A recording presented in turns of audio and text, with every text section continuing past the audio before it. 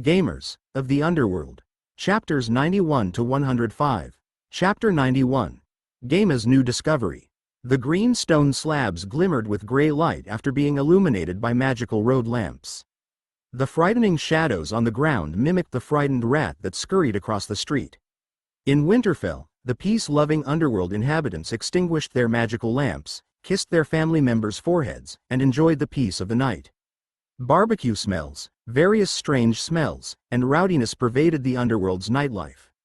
Kebab, kebab, fresh worm kebab, with clay flavor. You don't have to pay if it's not tasty. Can it be cheaper? It's for stitches. Can you reduce the price? It's not for eating, it's for stitching on his body. Handsome lad tilde come tilde our learning materials are interesting tilde come and learn tilde. No, it's harmful to the body. The magical lamps illuminated both sides of the street that were filled with various stalls. Gnomes, werewolves, orcs, and other strange underworld creatures strolled by. The stall keepers were selling censored merchandise. Ooh la la la la la tilde. A gnome with a punk hairstyle rode on a multicolored bird and shouted in a shrill voice as he traveled on the chaotic street. An orc who rode on a young beetleman also yelled, "Oh la la la tilde." The orc rider was chasing after the gnome rider. Their reckless behavior invited curses from the crowd. An old orc jumped up and threw a bottle at both young riders as he scolded, "Young lads nowadays. No speed at all, slow as dogs ht. I used to race with beetlemans at Bright Autumn Pit and negotiated the bends without damaging my cargo of slimes. The gnomes were tailing me all the way. You're trash." After he finished scolding, the old orc trembled as he walked back into his shop and said to a young orc, "202. Deliver the slimes." A tall-built figure that was draped in a black cloak passed through the crowd. He walked past the old orc and sat down in his shop. Then, he raised his hand and said in a hoarse voice, "A plate of slime mucus." The old orc went to the kitchen and came out with a plate containing a small, trembling slime that was looking around wide-eyed. He poked a straw skillfully into the belly of the slime. The little slime closed its eyes and emitted cute sounds. Moo yee. The dark figure lowered his head and gazed at the cute slime. "That's how we drink in our shop. Don't finish the mucus. Leave about half. He will grow back after I add some water," a young orc named 202 explained. The tall figure nodded and extended his gloved hand to pinch the straw as he leaned forward. He sucked like a tornado. The little slime was stretched and distorted by the tremendous force. Half of the mucus was finished, but he continued sucking. No. The slime gave a shrill scream and extended a hand to extract the straw. He jumped up and punched his sticky fist at the tall figure. His voice was no longer cute. Instead, he said furiously, "DMNU, can't you understand common underworld language? DMNU, I was almost sucked dry. I'm quitting. I'm unable to do this job. I'm always meeting country bumpkins like you." The slime jumped off the table and ran to the kitchen. Arguments and loud banging sounds were heard.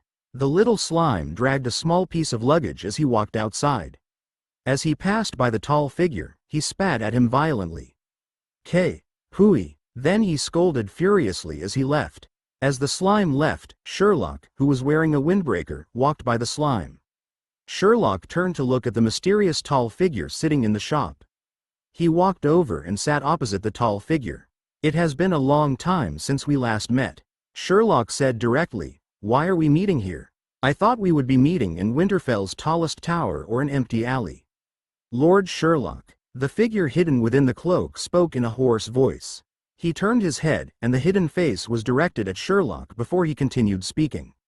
"I'm here to convey a message." Sherlock frowned and waited for him to continue. The tall figure remained silent. They gazed at each other for a few seconds before Sherlock raised his hand and invited him to continue. "Continue. What did he say?" "I am the past, the present, and the future glory. I am the summoning of Hades, the opposer of the eternal oracle. Use the sacred teachings to fend off the heavenly blame, and leave the kingdom of heaven towards."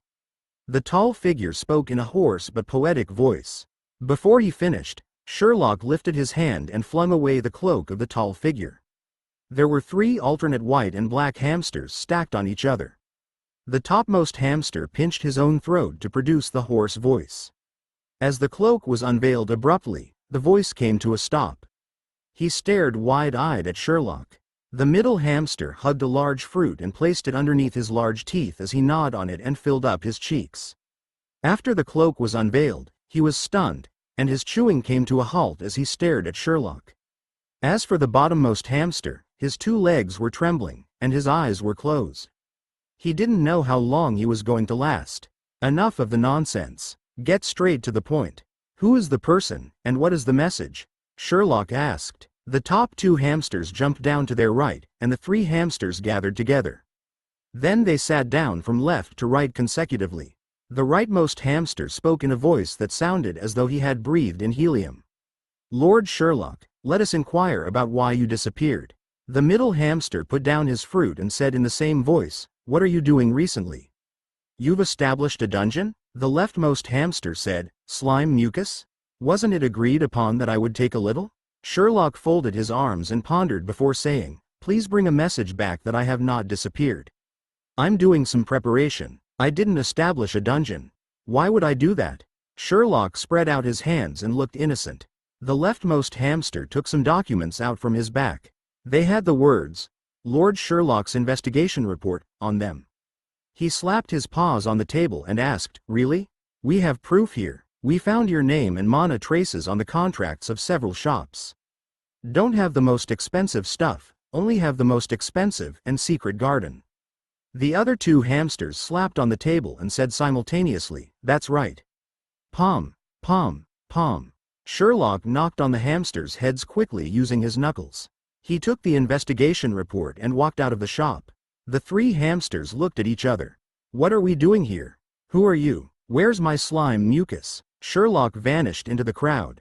Your enemy? Or your childhood friend? Destiny lover? The person must be a female to have such cute pets. Wah, Lord Sherlock, I am noticing that your history is pretty exciting. Bruce's voice appeared beside Sherlock's ear. Why do you think that I have a relationship with a female?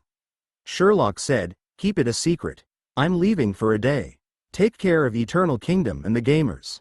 Do not bother me unless there are special cases. If there are problems with the gamers, let Brainiac handle them. Make use of the missions to appease them. Are you good? No problem, Lord Sherlock. Brainiac stood in his room. In front of him was an endless stream of goblins requesting healing and revival. The goblins were extremely excited. Those bothersome goblins had been harassing him by touching him and ransacking his luggage for the past few days.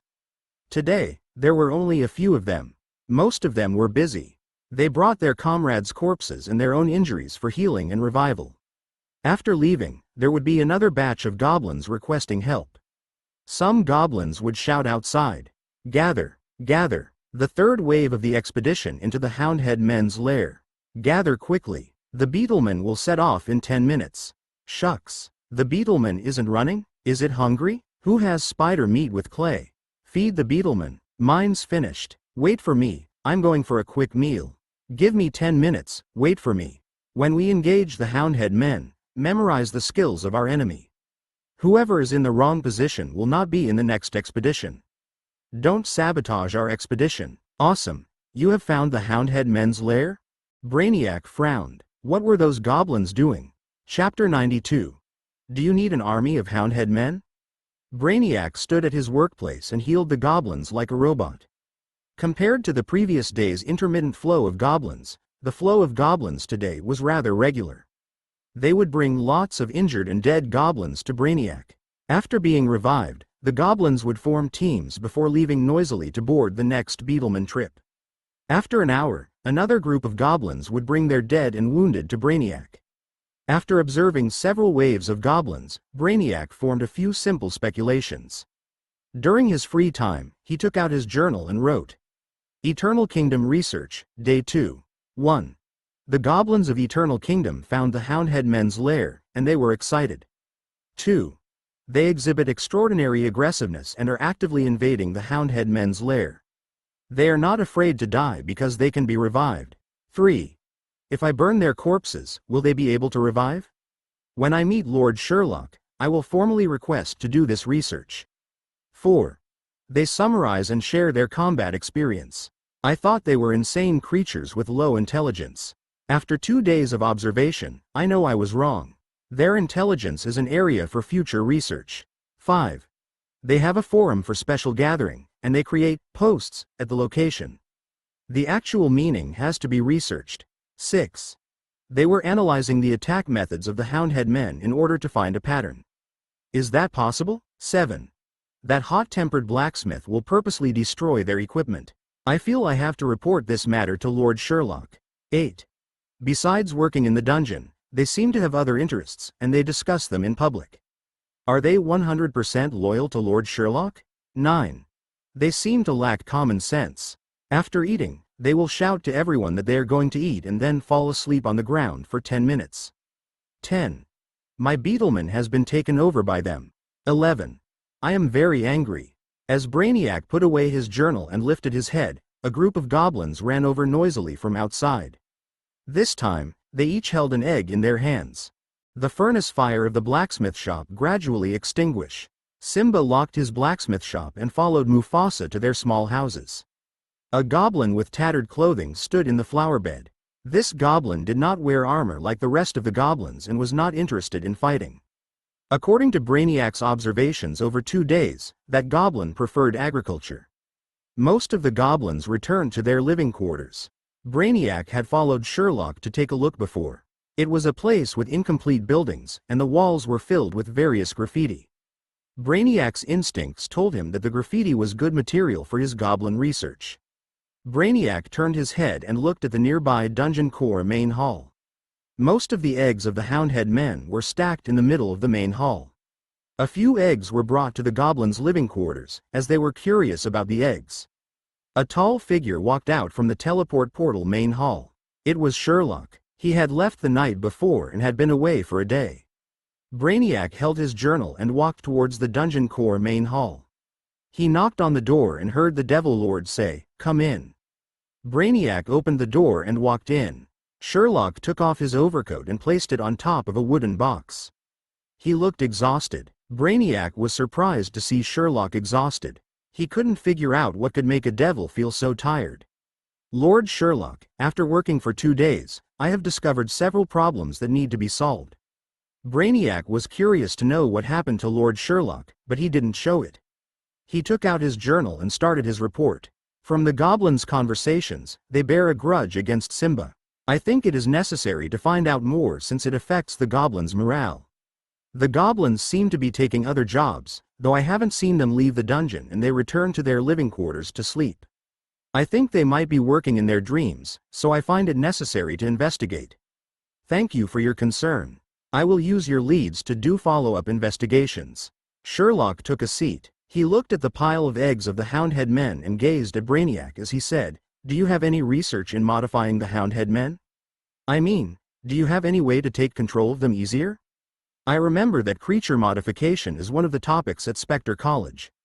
Brainiac thought for a while and said, "Because there are no creature modification laboratories, with my current magical ingredients and crude methods, though I can make them controllable, their strength, agility, and intelligence would be greatly diminished. The modified Houndhead men would be weak but docile. Are such modified creatures useful to Lord Sherlock? They're still useful." Sherlock pondered and said, "Modify them according to the crude method. You may carry the eggs back to your room." Lord Sherlock, creature modification is a complex magical skill and requires many magical ingredients. My current materials and mana can only modify 10 eggs within this period, Brainiac said. Ah, in that case, just carry 10 eggs back. Sherlock waved his hand. Brainiac didn't carry the eggs. Instead, he took out a journal and said, "The Houndhead man is a low-level dragon-type creature. The materials used for modification are closely related to huge dragons. 10 dragon scales, 10 mana units of dragon blood, several pieces of dried dragon eggshell, some highest quality magical powder, and some creature modification catalyst. The initial estimate is 2,000 magic stones, Lord Sherlock." Brainiac extended his hand towards Sherlock. Ah? Sherlock's tired face looked dazed. 2,000 magic stones, Lord Sherlock, Brainiac said. Though I have the materials and they aren't rare or hard to buy, I don't suppose Lord Sherlock intends to make me pay for this modification? No, of course not. How could I do such a thing? Sherlock slapped the table and said in a principled manner. He stood up, paced a few steps, and turned to look at Brainiac. Do you have any research that you are thinking of doing? Brainiac's eye sockets lit up as he placed both his hands on the table and said confidently, yes. When the satisfied Brainiac left the dungeon core main hall, Sherlock sat in the chair and shut his eyes to rest. Brew spoke to him in his mind. I thought he was a dumb bookworm. It seems he has a mind of his own. Did he discover your tight financial situation? Tight financial situation? I have tens of thousands of magic stones in my card. Sherlock shifted his chair back and placed his feet on the table. Correct, Lord Sherlock, you are thrifty, Brew said. Lord Sherlock, would you like to have an obedient army of Houndhead men? Sherlock opened his eyes and looked at the dungeon core. You are able to summon Houndhead man gamers? None of the dungeon cores can summon a dragon-type creature as a servant, including Houndhead men, who are an uncontrollable, low-level dragon-type creature. In addition, they don't register with the Underworld talent resource market, so they are unable to become servants, Brew said. However, my summoning method is different from other cores. I use your mana directly to summon the servants. I created a server that connects two worlds. By using the method of creating a character, I summoned the Otherworld's gamers as your servants. You are saying that with the proper conditions, you can create Houndhead men as my servants. Is that correct? Sherlock nodded and asked, how do I do that? First, toss the egg of a Houndhead man into the dungeon core, Brew said after a long pause. Then, you need a huge dragon, is that right? Sherlock interrupted Brew and picked up an egg. After weighing it in his hand, he tossed it into the dungeon core. Brew burned with crimson flames and swallowed the egg of the Houndhead man. Then Brew said slowly and with satisfaction, you will become the great Devil King, my lord. Chapter 93. New version evaluation. Lord Sherlock, when you left to settle your confidential matter, the gamers discovered a large Houndhead men's lair. I think it's Kramer's tribe. When Sherlock walked into the dungeon to make his daily rounds, Brew spoke to him in his mind. After a day of bloody fighting, a day of raiding, the gamers smashed the Houndhead men's lair. Besides the tens of eggs of the Houndhead men, the gamers brought back other trash like candles, crude furniture, and stone tools. But don't worry, I appraised the crude furniture and candles and gave them attributes. Then I distributed them to the gamers as rewards. The other useless trash was given to Simba and Mufasa as fuel for their furnaces. Sherlock had arrived at the blacksmith shop. The outside of the blacksmith shop was very quiet, and there were no gamers. Besides the usual signboard, if you treasure your equipment, keep quiet, there was another signboard, disposal of trash in the surrounding areas is strictly prohibited. Simba was throwing the trash outside the blacksmith shop. At the side was a large pile of damaged equipment. He was scolding, DMN goblins, fancy throwing the nest of the Houndhead men into my shop. Are you treating my shop as a trash collection center? Everything reeks of the Houndhead men, and it stinks. A large pile of trash was thrown in the carpenter workshop. Mufasa stood in front of a cauldron, his nose stuffed with metal pieces. He held a large soup ladle and stirred the food in the cauldron. From time to time, he threw the trash behind him into the magical flames. A group of gamers queued outside and shouted, "Make haste, make haste." In front of Brainiac's house, there was a queue of 20 gamers. They were perfectly fit, without any injuries or deaths. They gathered here because they received a special mission. Mission title: Brainiac's Research. Mission description: Brainiac is starting a secret creature research. You look like a suitable lab rat. Mission objective: after receiving the mission, proceed to the Lish's burial hall to participate in a series of creature research. You could perish and have to create a new character. If you have to create a new character, your reputation points will remain unchanged. Mission reward: gamers will receive 300 reputation points, 100 bronze coins, and a chance to receive the Dark Modification Improvement buff or a weakening debuff. The effects continue until death. The missions were distributed by Brew under orders from Sherlock. This was the research Brainiac requested. Requested research: the relationship between the death and revival of the goblins. Sherlock gave Brainiac 2 days to research in return for Brainiac providing free materials and skill support for modifying 10 eggs of the Houndhead men. This mission was currently very popular. Sherlock saw a gamer who didn't manage to get the mission. He was pounding the ground and shouting, "Why didn't I get this mission? I would like to lie down, Do nothing. Let the lich play for an hour, and receive my reward. Sherlock made his rounds to ensure the dungeon was fine after leaving for a day. He returned to the dungeon core main hall with peace of mind.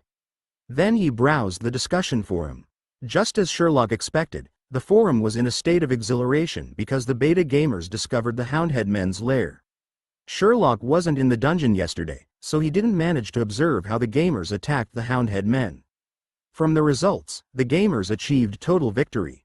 Since the gamers brought back the nest and tens of eggs, he assumed the tribe was exterminated.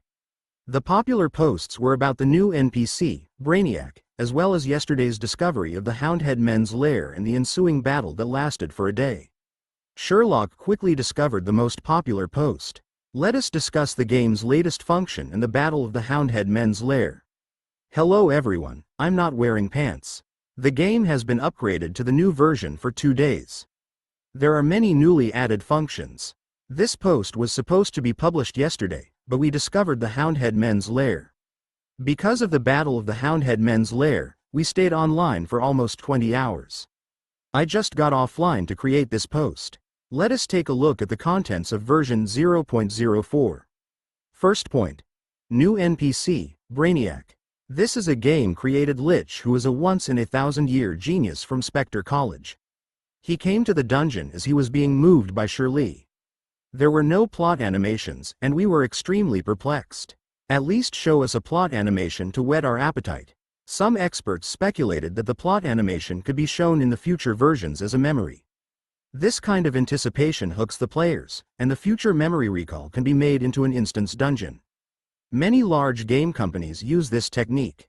The most notable reference instance dungeon, Caverns of Time, had the appearance of Ashbringer and the prison break of Thrall. They were good examples. As for the game producers of Dungeon, messing with the settings of the Spectre College, we'll pretend that it didn't happen since they have added new content. We can find out more about the background story of Brainiac. We are very sure that this NPC will have future plots and missions, just like Little Fairy, who lays on her bed all the time. The plots and missions weren't uploaded yet, as Brainiac would only communicate during missions. Next is Brainiac's screenshot. Picture. The new NPC can only revive and heal gamers and provide the Brainiac's research mission. We believe that he will provide more game content in the future. We shall see. Second point. New mission, Brainiac's research. The mission was online today, and half of the gamers received the mission. But, unfortunately, I didn't get it. I will say that it's a benefit instead of a mission because it only requires the gamer to follow Brainiac's instruction for certain death experiments. The experiments include being smashed to death, suffocation, incineration, and bleeding to death. You don't even have to be online. After an hour, get revived and receive the rewards. The rewards are 300 reputation points and 100 bronze coins. I am so envious. The mission proves that Brainiac isn't mute, but that he just won't answer our questions. Third point. There is a reward called Dark Modification in the mission Brainiac's research. Nobody has attained this modification yet. We shall see. Fourth point. The game added a building blueprint audit function. Our plan to create a methane pool has gone up in smoke, but we are able to build a beautiful dungeon together. This proves that the lousy game producers are stalking the forum. Fifth point. There is a new transportation tool, the Beetleman, which we fondly named the Tron. The Beetleman is a new creature after the update, and its route is between the dungeon entrance and the spider's lair. It looks huge and fierce but is actually meek and obedient. It will crush us to death if we aren't careful. That is correct. Just like what was described in the update log, if you stand under its feet, you will be crushed to death. This creature has to be fed, cleaned, and its poo cleared regularly. We receive these Beetleman-related missions from time to time. The Beetlemen take the same kind of food that we eat but in greater quantity. This poses a great challenge to our supply of clay. The train service stops at 12 a.m., as the Beetleman needs to sleep. This is a game setting. Controlling the Beetleman is like controlling the AE-86 of Fujiwara Beancurd Shop. It's harder to maneuver the bends. I'm using the laws of physics for negotiating the bends. Don't ask, it's disastrous. Please take care of yourselves. Do not attack the train. Some gamers injured the Beetleman, and it crushed 7 to 8 gamers in a tragic accident. Here are some special shots of the train. Picture. I have completed the evaluation of version 0.04 update. I am now going to talk about the Houndhead Men's Lair. The Houndhead Men's Lair was situated within the Spider's Lair. As we ventured deeper into the Spider's Lair yesterday, we discovered the Houndhead Men's Lair. We spent a day to slay all the Houndhead warriors, and the remaining Houndhead men fled. Frankly speaking, it wasn't that difficult.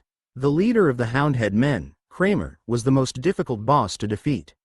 The Houndhead Men's Lair was like a stockade with defensive structures. There were walls stacked using rocks. They weren't very high, but they gave us a chance to experience a siege or wall climbing battle. These are the screenshots of the battle scenes. Picture. There are lots of pictures, so take your time to look through them. Please call me Battlefield Reporter not wearing pants. The following are pictures of the loot, including furniture and equipment. Picture. The eggs of the Houndhead men are our special loot. Picture. The eggs could be exchanged for reputation points and bronze coins. We kept a few eggs for research and incubation.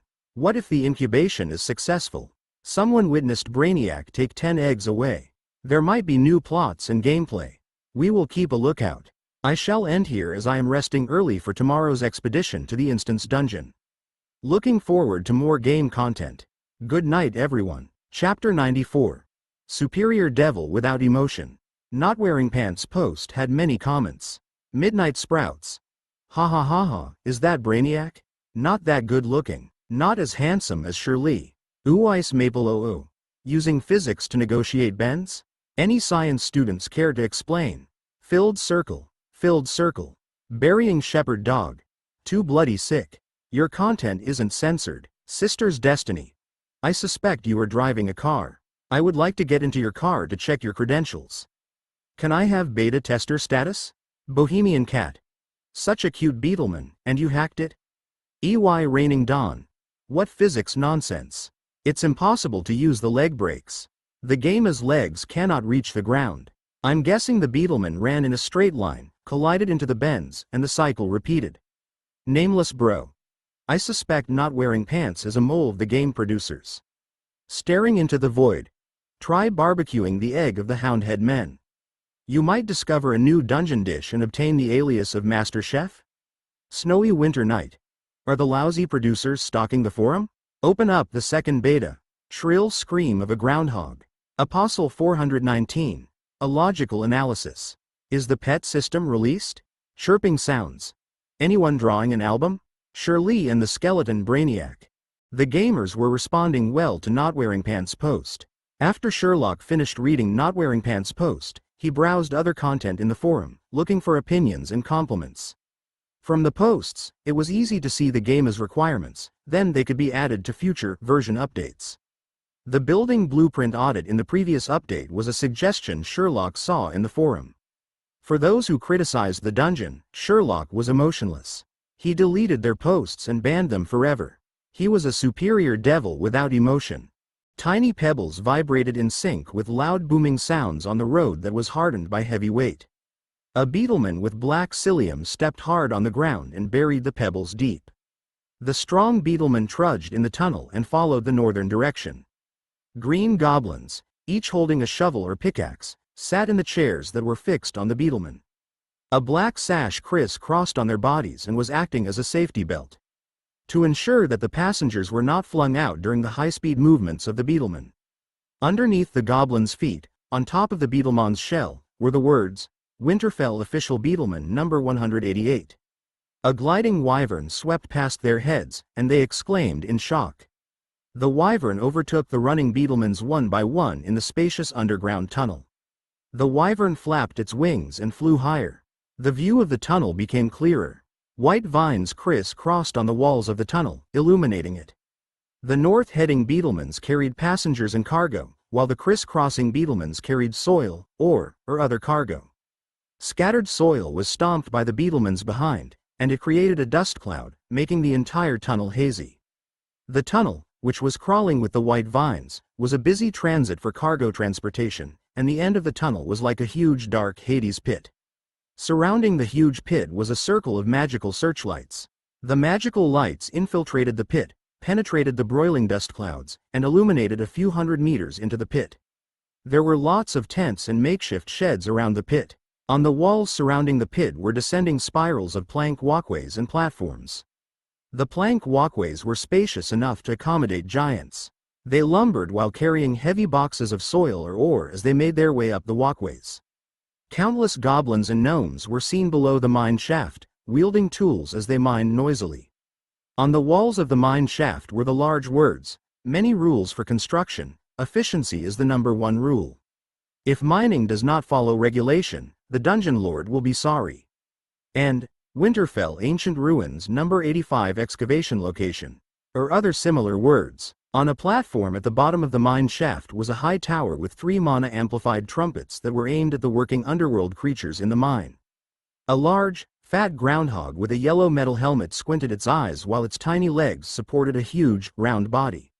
The groundhog swayed side to side as it walked towards the loudspeakers at the top of the high tower.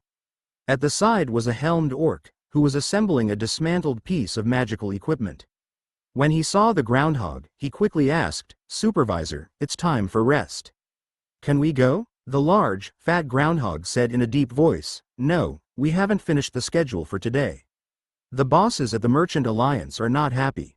Within 10 days, we have to find Ancient Ruins #85. Continue with the digging and complete the assembly of the detector. Install detectors at all excavation points." "Ah, I have to shout for overtime again." After the groundhog finished speaking, the orc muttered a complaint and continued working. That groundhog walked to the loudspeakers and inhaled deeply. His furry chest was enlarged by the breath intake. Then, he shouted into the microphone with his deep male voice, "Ah." The loud scream of the groundhog was amplified by the loudspeakers, and it pervaded the pit. The workers heard the scream and worked more furiously. At the bottom steps of the mine shaft, a helmed goblin was hitting the hard ore rocks with his pickaxe. After hearing the supervisor's overtime call, the goblin's working speed became faster. As he hit the ore rocks with his pickaxe, a white object was revealed underneath the rocks. The goblin shouted for his nearby comrades to take a look. Before long, tens of goblins gathered to watch. A goblin went to look for the supervisor, while the rest started cleaning up the area. A large white rune appeared in the deep pit, and the goblins shouted excitedly. At the side, a white skeleton hand broke out of the soil. More and more skeleton hands appeared from the soil, and skeletons started crawling out. Another peaceful day in the Eternal Kingdom dungeon. A goblin grabbed his own severed arm as fresh blood dripped to the ground. He followed his companions and chatted merrily as they walked to the Lish's burial hall. This name was given by the gamers, and a signboard was placed at the entrance. All the buildings of Eternal Kingdom, with the exception of the dungeon core, were painstakingly built by the gamers. Before the game producers had given official names to the buildings, the gamers had already named them. For example, Mufassa's dual-use kitchen, Beginner's Training Plaza, Eternal Kingdom Main Door, Weapon Storage, Living Quarters, Dungeon Lord Main Hall, Dungeon Core Main Hall, and Main Hall Plaza. The gamers also assigned names and placed signboards to other buildings and empty spaces. Nobody dared to fix any signboards at the blacksmith shop. Even if Simba didn't smash the signboard, the line of gamers waiting to improve their equipment would dash out angrily and hack anyone who made a racket. 2 warning signboards were placed a distance away from the blacksmith shop.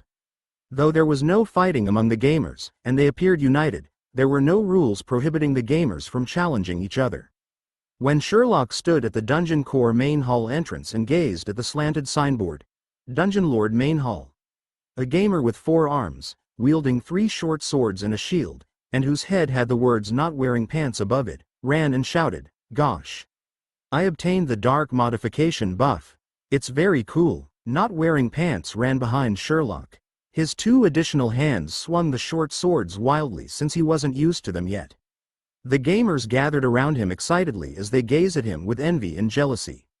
Sherlock waited for the gamers to leave before he extended his hand to straighten the signboard. Then, he noticed the unfinished map of Eternal Kingdom that was drawn on the wall. Sherlock glanced at it a few times before ignoring it. Then, he walked into the Dungeon Core Main Hall. He noticed a roll of newspaper and a letter on the table.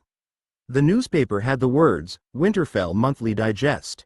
The letter had the written words, "To Eternal Kingdom Dungeon Lord Sherlock, Winterfell Business Unit. Chapter 95. Internet connection interruption. Sherlock didn't examine the letter. He took the Winterfell Monthly Digest and muttered to himself as he sat down. I don't recall subscribing to any newspaper. The newspaper was huge. The size was equivalent to 4 pages after unfolding. Each of the pages had their own headlines. Winterfell number 666 sale. Shop discount of 9.99%. A sale that will not come back. A rare occurrence in 100 years. Fretting over mischievous children smoking, having hematemesis, playing truant, and being rebellious? Don't worry, find out more about a professional kid disciplining machine. Just a bat and have another kid without any worries. Selling counterfeit stuff. Selling counterfeit stuff. I am selling fake goods, but they are really cheap. Sherlock read the articles carefully. He was sure he wasn't buying, but he took down the shop's contact address. Calling for advertisements. The advertisements, which weren't of interest to Lord Sherlock, took up 95% of the front and back covers. A small portion of the middle pages had a few practical pieces of news. Winterfell is recruiting a fearless performance troupe for the welcoming ceremony and is offering good remuneration. A chivalrous gnome saved 3 Aquamen who fell into the water. After trying to save the Aquamen for 10 days, 2 of them perished due to dehydration. Winterfell awarded the gnome a Medal of Chivalry. Emergency. A calamity occurred at the ancient ruins number 85 excavation site. Sherlock scrutinized the headline and read the contents carefully. Late last night during newspaper production, a calamity occurred at the ancient ruins number 85 excavation site. According to official sources, the ancient ruins number 85 excavation site was originally an Orc tribe's ancestral burial ground. Because of the excavation, large numbers of ancestral skeletons got out to stop the excavation. The disturbed ancestral skeletons negotiated for compensation of 1,000 magic stones per household with the excavation team. The Merchant Alliance suffered severe losses, and they reserved the right to sue the excavation team for damages. Professionals pointed out that this could be planned fraud. Professor Bacon, Deputy Director, Academic Department of Spectre College, who was visiting Winterfell, was forced to accept our interview. Bacon. What? You're interviewing me? Can I decline? I can't. Are you threatening me? No, no, no, I know. Blur out my name. Bah. Censored. Con. Cough. From a professional viewpoint, the possibility of ancestral skeletons getting out of their graves is very low, so there could be an untold conspiracy. Thank you, Bah. Censored. Con, for accepting our interview. We will report updates as they occur. Sherlock put down the newspaper and tore open the letter. To Eternal Kingdom Dungeon Lord Sherlock, Winterfell Business Unit. Respectable Lord Sherlock, please proceed to the Winterfell Business Unit, Ancient Ruins number 85 Exploration Committee, and report to the team leader, Orc, within 3 days. Thank you, Winterfell Business Unit. Sherlock put away the letter as Brew said, seems like there's a major discovery at Ancient Ruins number 85, Lord Sherlock. Who knows? From the official report, it seems like an incursion into a tribe's ancestral burial ground. Sherlock browsed the discussion forum as he held his bloody chrysanthemum tea and sipped casually. He wasn't worried. Whether it's this world or the other world, merchants' words cannot be trusted. Lord Sherlock, you must be clear on this point, Bruce smiled and said. If there's a contract, they can be trusted, Sherlock said as he scanned through the game's posts. He found Sylvana's post, which was titled, Internet Connection Interruption. What the heck? Tens of other gamers replied and agreed that they had the same problem. Brew, is your summoning unstable? Sherlock asked Brew. Please wait a while, Lord Sherlock. Let me check the server's data log. Brew was silent for a while before he said, Lord Sherlock, according to the server's record, the gamer Sylvanas and other gamers with dropped connections were under attack from a spiritual mana psychic scream. Normal goblins with their mana resistance would go insane under this attack. But the game's souls are not in this world, so the effect of the attack would be interrupted internet connection. They only need to log back into the game and they will be fine. They won't die or receive any damage. However, I suggest stopping Brainiac's research. Sherlock stood up and rubbed the back of his skull as he walked out of the dungeon core main hall. This Brainiac? In a dark room, a green-skinned goblin with the name Sylvanas laid on a large, smoothed rock face. The goblin closed her eyes and looked like she was sleeping. A lich was by the side holding a journal and recording notes conscientiously. Confirmed psychic scream attack number 21. Experiment number 41. Goblin with the strange words, Sylvanas. Like the previous goblin, after the psychic scream attack, she didn't exhibit insanity. Instead, she fell asleep. Note: the cognition impediment prevalent in the goblins does not affect the constant range of the research result. The following speculations are made. 1. These goblins do not have souls like the skeleton soldiers. Only their shells exist in this world. From the previous creature modification experiments and their highly complex social behavior and intelligence, every one of them has their own will. They are not controlled, and the chance of being controlled is low. The greatest superior devil can't possibly control 100 goblin puppets with different characters for a long time. 2. They are immune to spiritual mana and have a special way to avoid being harmed. Psychic Scream only created the effect of an overdose of sleeping worms on the goblins. This will be an important future research topic. The advanced principles of spiritual mana can break down and cause a revolutionary change in mana. 3. These goblins and Lord Sherlock signed soul contracts. Their souls were bound to the devil. If that is the case, it is within reason that my psychic scream has no effect on them. I am unable to explain the sleeping effect. 4. Sherlock could have installed an area effect mana that negated spiritual mana or diminished its effect. I am unable to confirm this, but this is most probable. If I have the chance, I hope to conduct similar experiments at a distant location to test my hypothesis. I will find a chance to get approval next time. 5. I am a novice. Brainiac finished writing his research notes and sat down. He observed Sylvanas and recorded the time she took to wake up, as well as if she would be jumping around. His research period was limited, as Sherlock only gave him 2 days to do so. He tried 20 methods to kill the goblins before reviving them and observing the process. Without fail, all the goblins were successfully revived. Sherlock didn't allow him to burn the corpse. He could kill them with fire but could not burn their bodies to ash or destroy the corpses completely. According to Sherlock, that was against the interest of the Eternal Kingdom. The more he researched, the more questions he had for the goblins. The journal that he had prepared was almost used up. Brainiac sat in front of Sylvanas and revised the experiments that he had conducted for the 2 days. Sherlock pushed away the goblins who were queuing up at the entrance for their turn in the experiments and walked into the room. Sherlock walked to Sylvanas and grabbed her from the stone slab. After examining her for a while, he threw her outside the door and closed the door. The gamers shouted in disappointment. No, my mission time limit is up. I want the dark modification too. Lousy game producers. There is no time indication for this mission. Why is the time up? Oh, I should have queued yesterday. Sherlock ignored the rantings of the goblins. He said to Brainiac, the 2 days of research time is up. I hope that you have had fruitful research.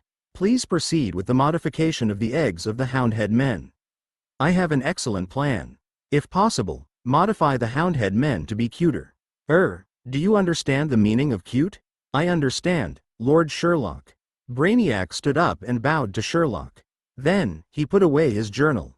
As Sherlock was about to leave, he turned and said to Brainiac, by the way, have you researched ancient ruins before? That is one of my research topics.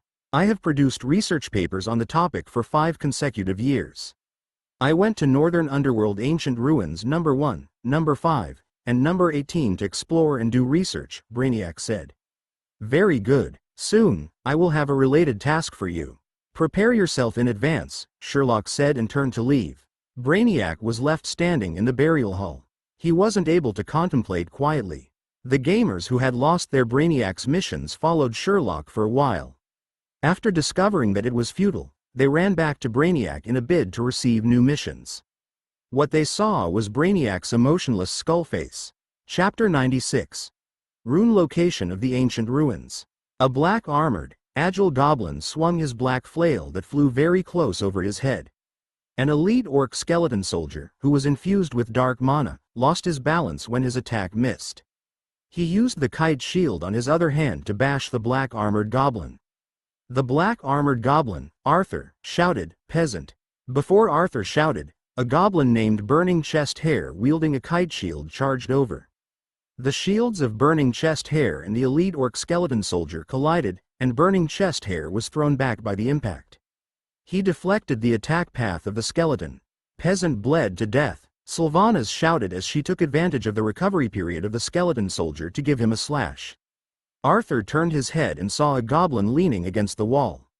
His head was slanted, and his breastplate had a gaping hole made by a flail. A pool of blood formed on the ground underneath him. A goblin with 4 arms laid by the side. There was no time for Arthur to be dazed. The orc skeleton soldier regained its balance and began attacking again. When the skeleton soldier that was fuming black smoke collapsed to the ground with a bang, Arthur, Burning Chest Hair, and Sylvanas heaved sighs of relief. There were only 3 surviving gamers on level 4 of the high tower. Burning Chest Hair lifted his arm that wielded the shield. His arm bone had fractured, and the flesh had torn. The injury was caused by a flail hit on the shield. All the goblins tied their hands to the shields using spider silk. As long as their arms could be lifted, it wasn't a huge problem. The 3 goblins collected their loot, dragged the corpses of their companions, and left the instance dungeon. All the while, they chatted merrily.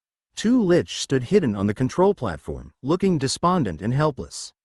The 3 gamers returned to Eternal Kingdom via the teleport portal. Arthur and Sylvanas dragged the noisy equipment to the Dungeon Lord main hall for appraisal.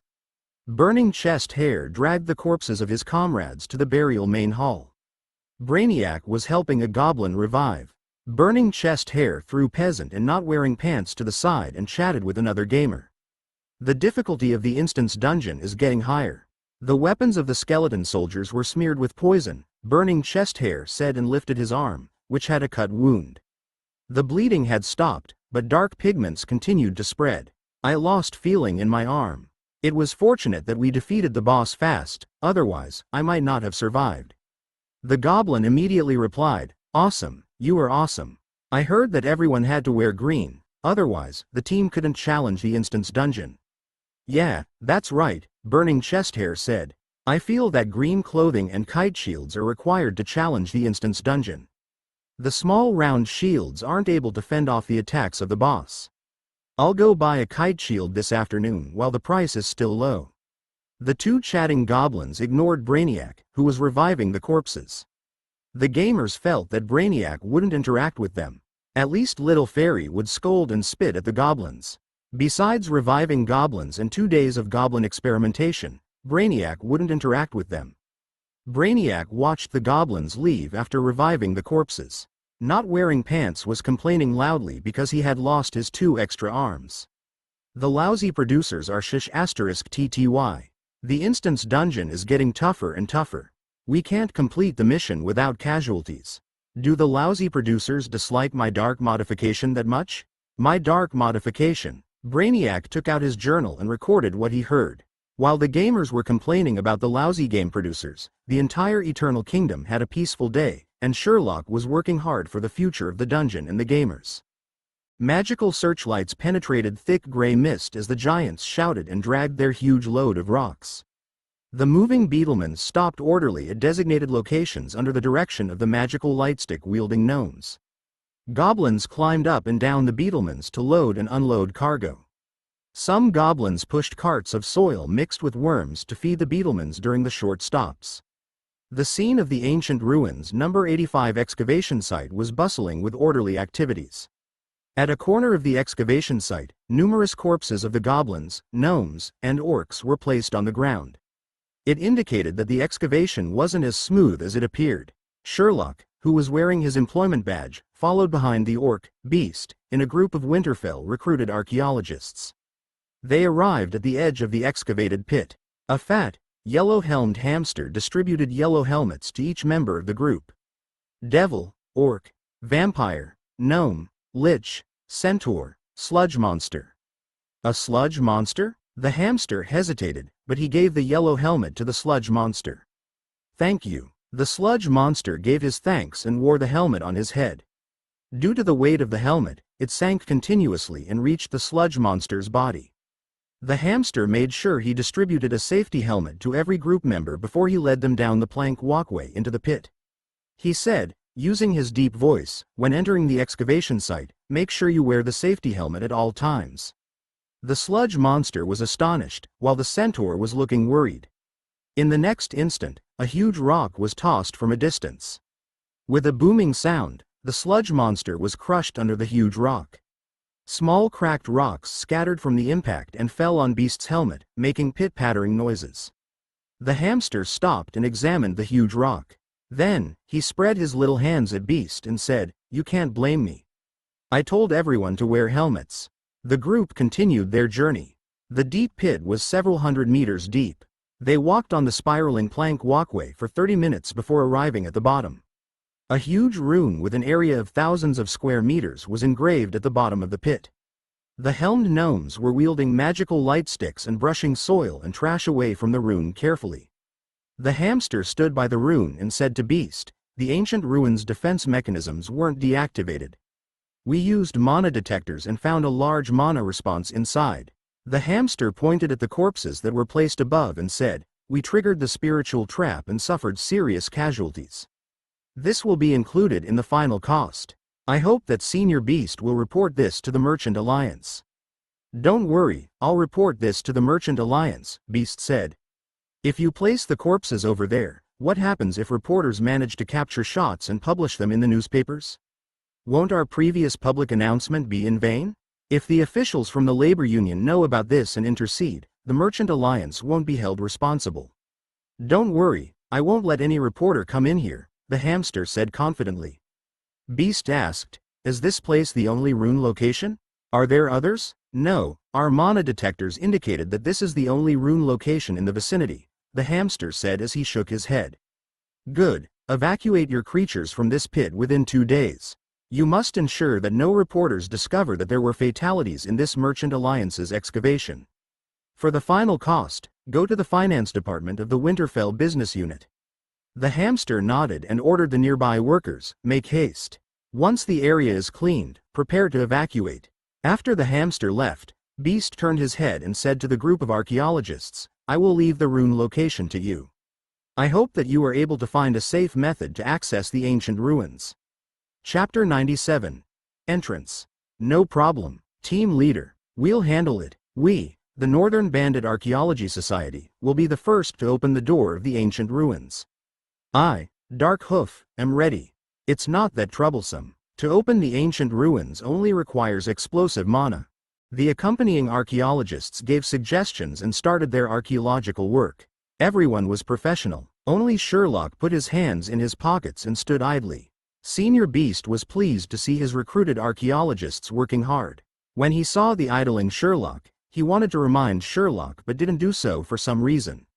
Fortunately, it was just an on-site observation. The detailed archaeological work would only commence after the excavation team had left. Senior Beast stood behind Sherlock, took out a cup of red tea from his backpack, and squinted his eyes. "I have quite a bit of homework to do tonight, so I'm going offline. Tomorrow, we'll continue the missions. I have almost reached the levels required to challenge the instance dungeon. Then you have to buck up. The equipment is valuable, and a lot of expert gamers are speculating that the second beta will start soon. Let's stockpile some equipment and sell it to the second beta gamers. We'll make a lot of money and buy some furniture to make our home more presentable."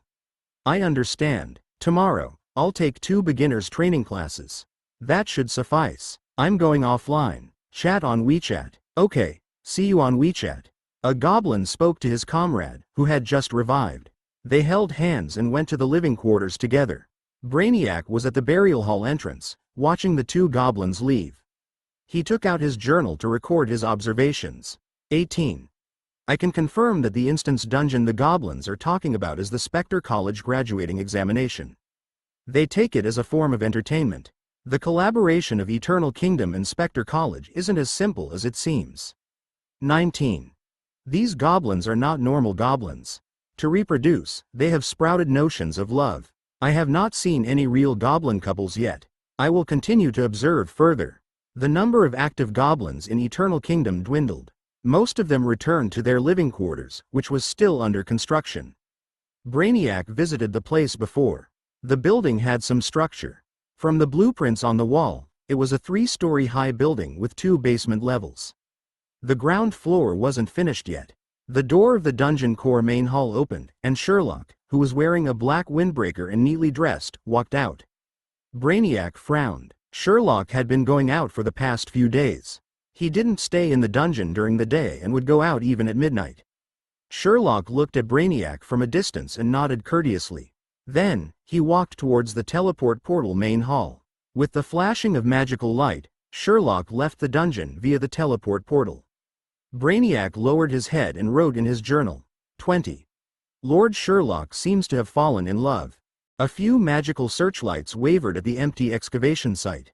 The bustling tunnel was now empty. There were no beetlemans, and the quiet scene looked like the end of days.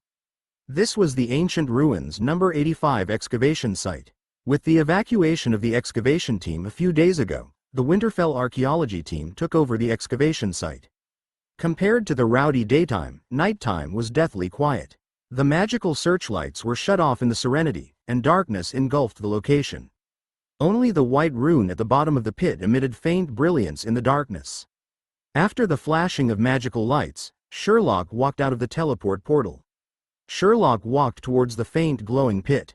A creature standing in front of the light noticed Sherlock. He turned around and gazed at the superior devil with his sharp eyes. When Sherlock got closer, the creature put his hands into his clothing. With a loud fluttering sound, he pulled open his large coat and revealed 3 alternately stacked black and white hamsters. The middle hamster was holding a fruit. The topmost hamster jumped down to his right, and the middle hamster followed suit. The 3 hamsters formed a row. They spoke from right to left consecutively. Why is Lord Sherlock in Winterfell? We've finally found Lord Sherlock. Why did Lord Sherlock want us to do such things? Lord Sherlock, we've taken control of the location according to your instructions. We added diarrhea worms to their food and drinks. Death-causing quantities. The leftmost hamster finished speaking while the other 2 hamsters looked at him. The rightmost hamster took out a clump of soil and said, "Open your mouth." The leftmost hamster opened his mouth, and the rightmost hamster put the soil into the leftmost hamster's mouth. He started chewing and fell to the ground within a second. His chest rose up and down rhythmically. The rightmost hamster looked at Sherlock and said, "No." The hamster with the fruit looked puzzled at his sleeping companion and then stared questioningly at the firm rightmost hamster. Sleeping worms? Didn't we plan to use diarrhea worms and cause them to have diarrhea until they passed out? Why did you use sleeping worms? This isn't going according to our plan. The rightmost hamster retorted, because using diarrhea worms would make the place stinky. Are you going to clean it up? Won't using sleeping worms cause stinking too? The 2 hamsters were about to fight when Sherlock raised his hand to interrupt their argument. We have limited time. Don't waste our precious time. The 2 hamsters stopped their argument and climbed on top of Sherlock's shoulders. Sherlock bent down and put the sleeping hamster in the nook of his arm. He walked to the pit edge and jumped into the deep pit without hesitation. Howling wind made Sherlock's clothing flutter noisily. The 2 hamsters grabbed his collar tightly as their furry faces were distorted by the howling wind. The surrounding walkways and walls fused into the background and formed a series of afterimages in the descent. As Sherlock fell hundreds of meters and was about to hit the ground, his wings extended and flapped vigorously. The resulting violent airflow emitted a loud, "hoo" sound. Dust was kicked up and swirled like tornadoes a few meters around Sherlock. Sherlock looked like he floated above the ground. He balanced himself before landing on the ground. His windbreaker gradually touched the ground. Somehow, his shiny leather shoes weren't stained by the dust. The extended wings were folded and kept behind his back. The swirling dust gradually stopped after circling a few times and settled on the ground. The 2 hamsters climbed down onto the clean ground that contained the rune. They used their saliva-stained paws to comb their messy fur. Sherlock's hair was untouched. He waited for the 2 hamsters to finish combing before throwing the hamster who was in his arm to them. They hit the cheeks of the sleeping hamster furiously with their clenched paws and shouted at him. "Wake up, it's mealtime, mealtime, mealtime." The sleeping hamster was beaten awake, or rather being shouted awake. He opened his bloated eyes and looked in a daze at the surroundings. Mealtime? Sherlock lifted his wrist and looked at his watch.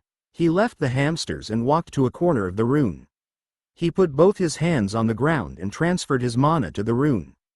He walked to eight of the corners of the rune to transfer his mana.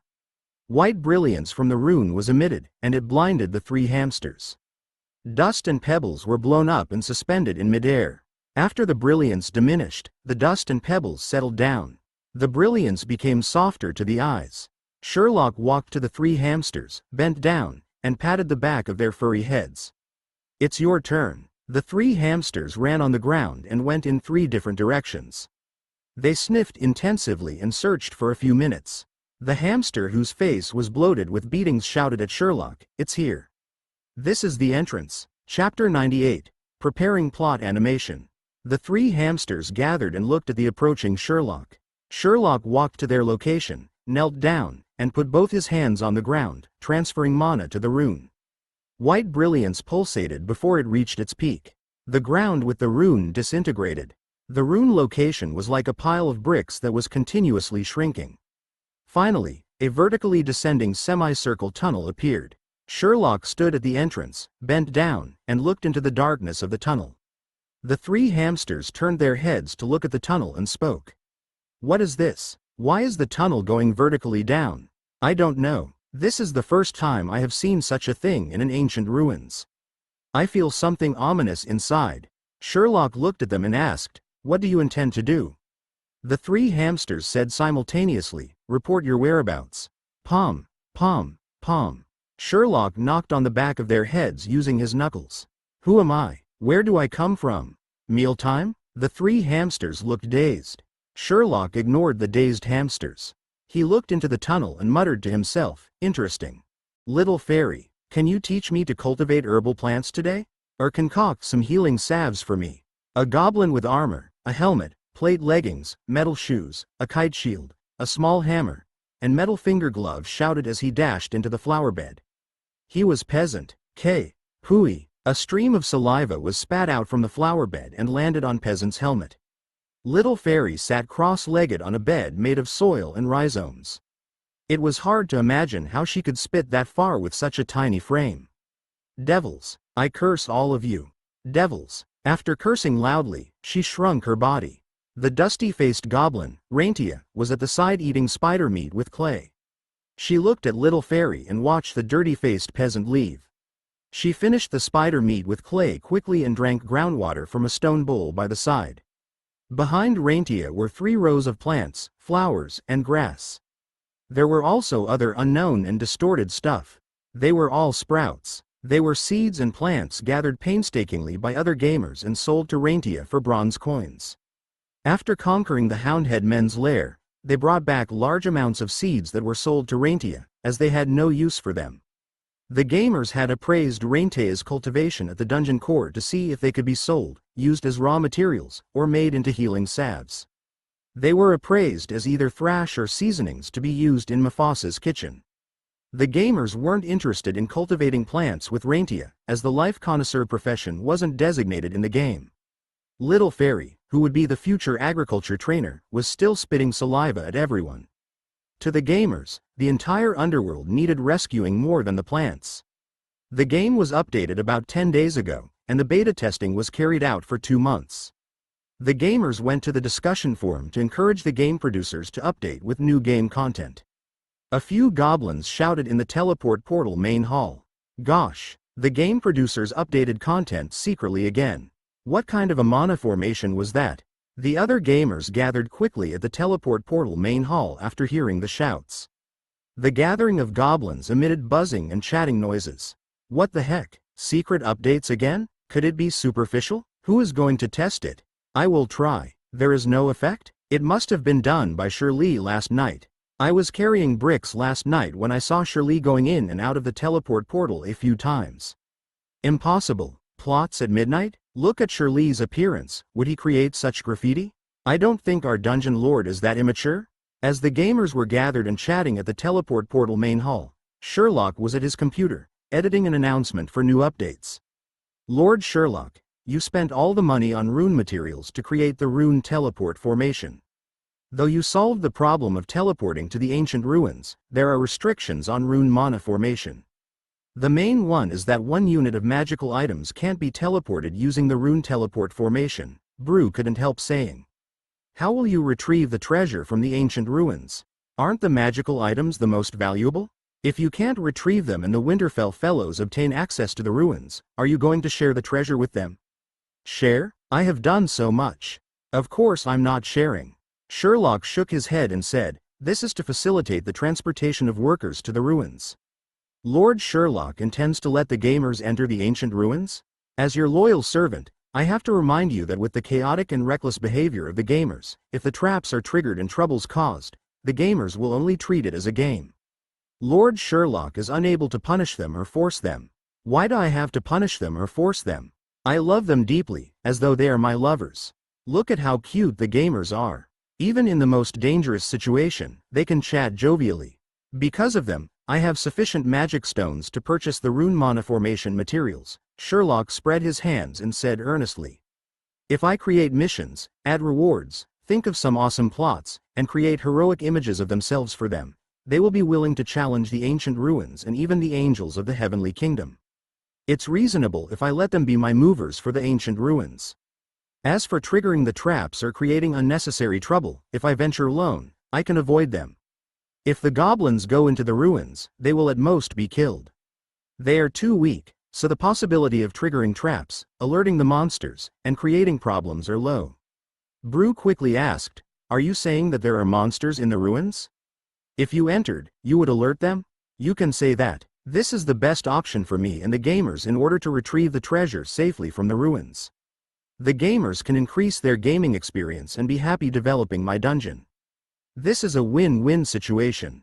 Sherlock immediately said, the restriction of teleporting magical items via the rune mana formation can be solved with magic stones.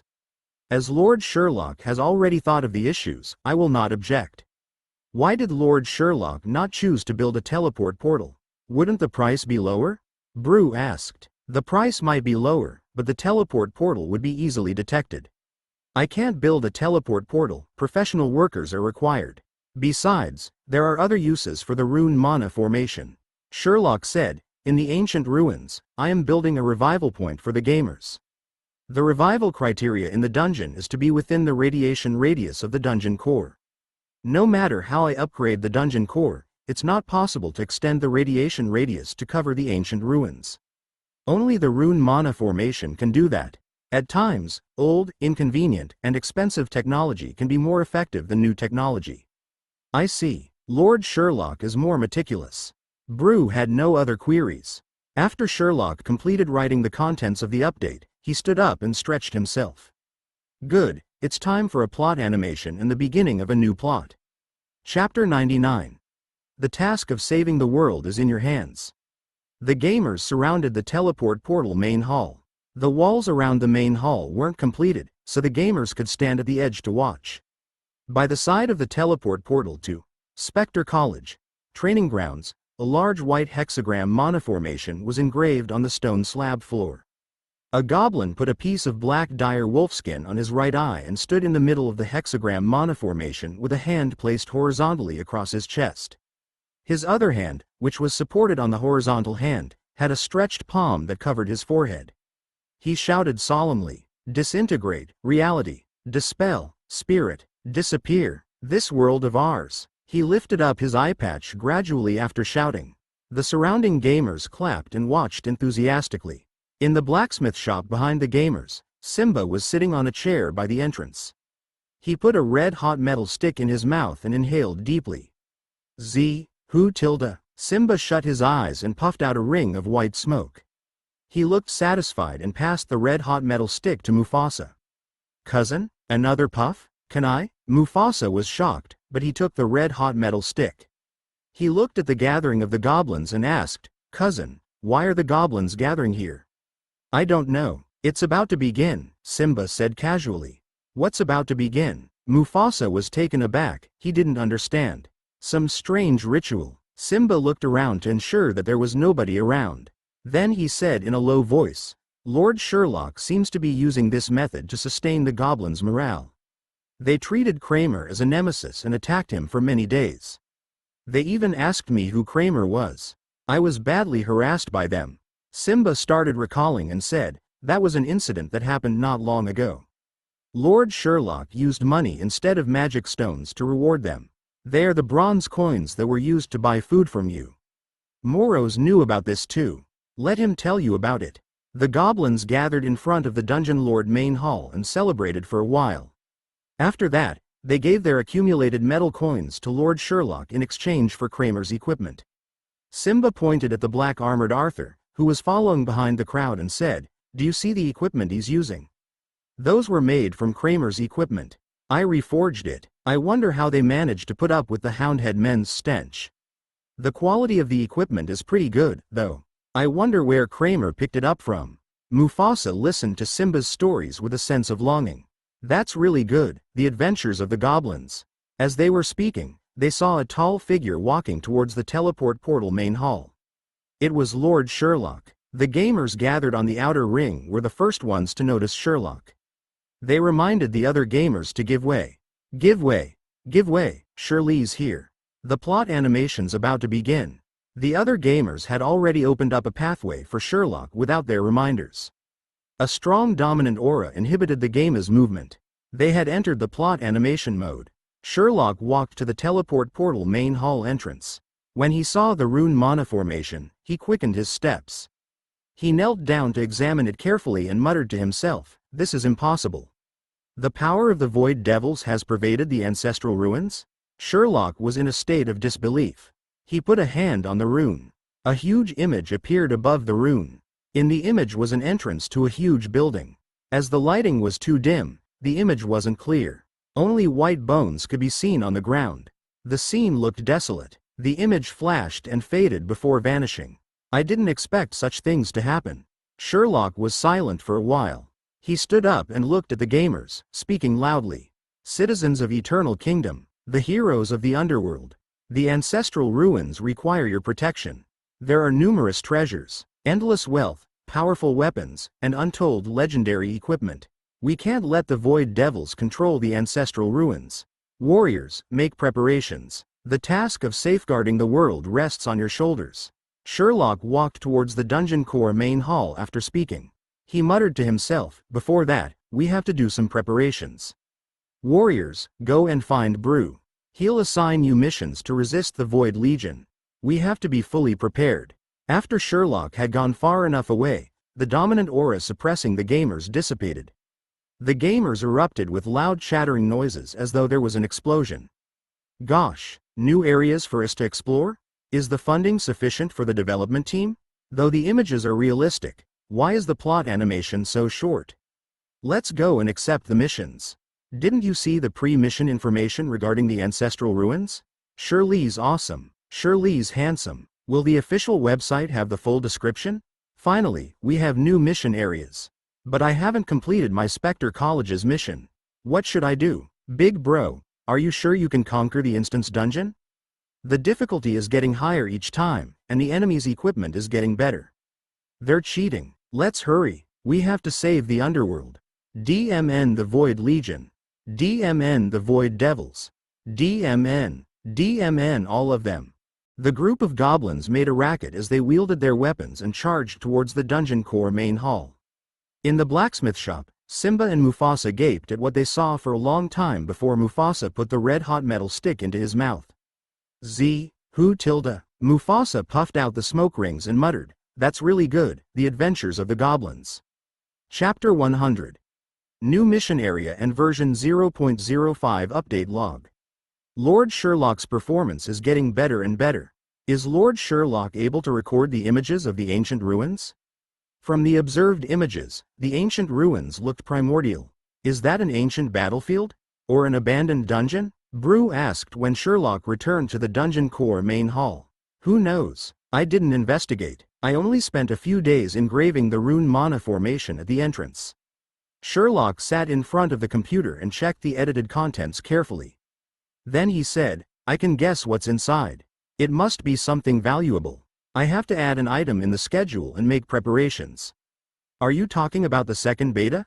Brew felt his words were inadequate and quickly added, "I mean, the preparation to recruit more servants for Lord Sherlock." "I prefer the second beta term." Brew, amend the contents of the official website. Upload my recorded images from the recording stone to the official website. Then, create a new pleasing loading interface with the huge title, Ancestral Ruins, Sherlock ordered as he waved his hand and threw the adamantine recording stone into the dungeon core.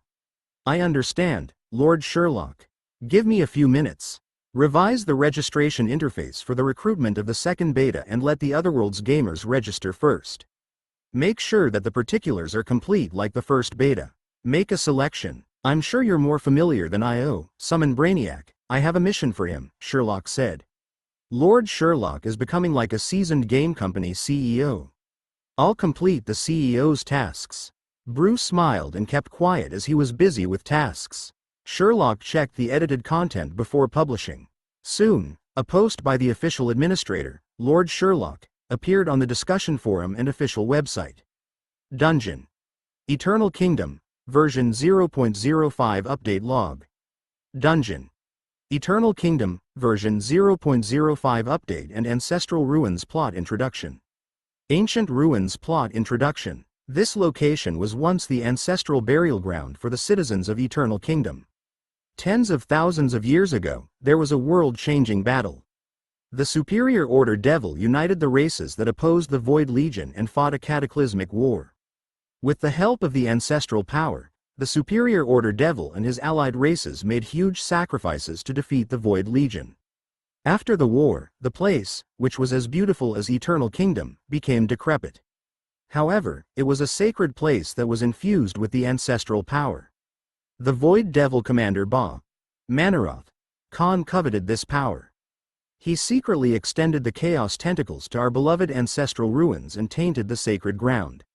The Void Devil's power is corrupting the ancestral power. Underworld warriors, heed the call, grab your weapons, and fight against the Chaos Void Legion. For the Eternal Kingdom, for our survival in the Underworld. To reward brave adventurers, gamers who create new characters will not have a reputation penalty. Dungeon. Eternal Kingdom, version 0.05 is officially online. Updated new game background, Ancestral Ruins. For details, refer to the text above. Added new teleport portal, Rune Mana Formation. A primordial skill, which is expensive and inconvenient. It has to be bi-directional. Added new chain mission, Preparation, Ancestral Ruins. Lord Sherlock decided to preserve the treasures of the ancestral ruins to prevent them from falling into the evil hands of the Void Legion. Please prepare some tools to facilitate the transportation of objects. The more, the merrier. After completion of the mission, you will gain access to the Ancestral Ruins area. The gamers can make use of the new teleport portal, Rune Mana Formation, to enter. Added new chain mission, Exploration, Ancestral Ruins. After completing the preparatory mission and entering the Ancestral Ruins, more exploratory missions will be unlocked. Added other new, unknown area missions. This will be an omission. I will add to it after I think of the missions. Added new exchange policy. There are many treasures in the Ancestral Ruins, but there is also a lot of trash. After gamers discover items in the new area, they may make use of the Rune Mana Formation to contact Brew for appraisal. Valuable items can be exchanged for considerable reputation points and game currency. The items in the area will not be replenished. Added new revival point, Rune Mana Formation. When Lord Sherlock or Lich Brainiac appear at the Rune Mana Formation, gamers can be revived in the new game area instead of traveling back to Eternal Kingdom for revival. Added new trial system, Eternal Kingdom Bank. The Eternal Kingdom Bank is officially open for business. Are you in anguish over lost coins after death? Are you feeling frustrated losing coins after being cut offline outside the dungeon? The Eternal Kingdom Bank is officially open for business. Gamers may choose to deposit your real coins into the Soulbound account at Brew's location. You may perform coin transactions with different account holders via Brew. The system is in the trial period. In the future, functionalities might be added or removed. Anyone with good suggestions can post on the discussion forum. If your suggestion is accepted, we will contact you and award you beta tester status. Updated new official website front page interface. Updated recruitment notice for second beta. Dungeon. Eternal Kingdom has gone through 2 months of beta testing. The game contents are more or less fixed. The development team has decided to commence the second beta in the near future. Those who would like to have the second beta tester status, please register on the official website as soon as possible. We will contact you via postage before the start of the second beta and deliver the gaming capsules by post. Please check your mailbox and reply promptly. Then, use the gaming capsule to activate your beta tester status. After the public announcement was published, many forum members replied en masse. However, Sherlock didn't have the chance to refresh his pages, go through the replies, and pick good suggestions. Someone knocked on the door of the Dungeon Lord main hall. Brainiac stood outside the door with a group of excited gamers who were waiting for more plot animations. Brainiac came to look for Sherlock because Sherlock had summoned him. Brainiac walked in when the door opened.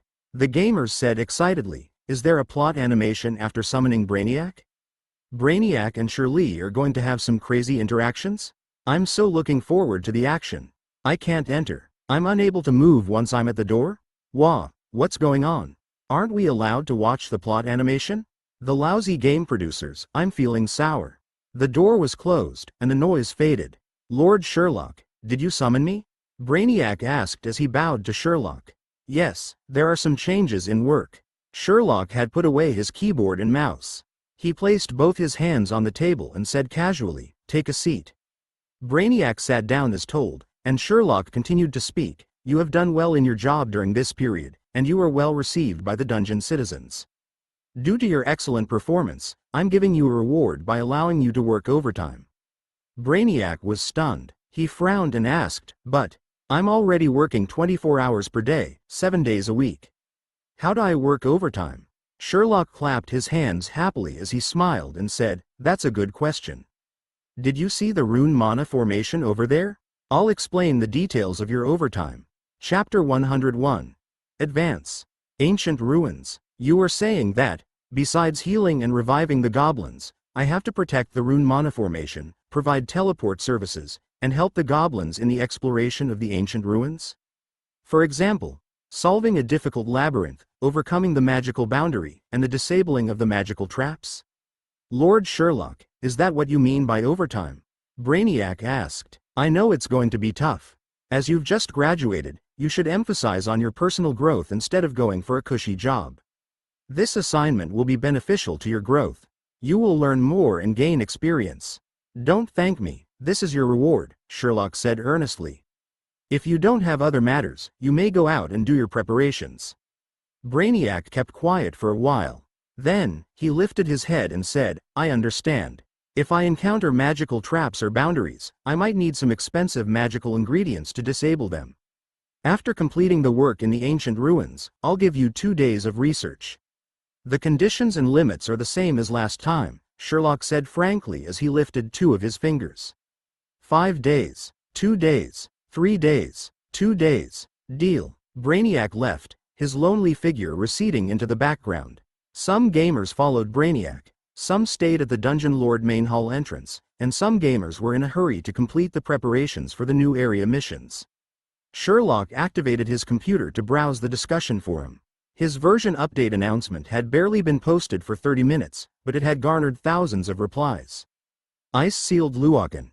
Is there customer service? Why am I unable to access the official website? I want to register for the second beta. Rock candy fruit. Beautiful? Are you referring to Eternal Kingdom?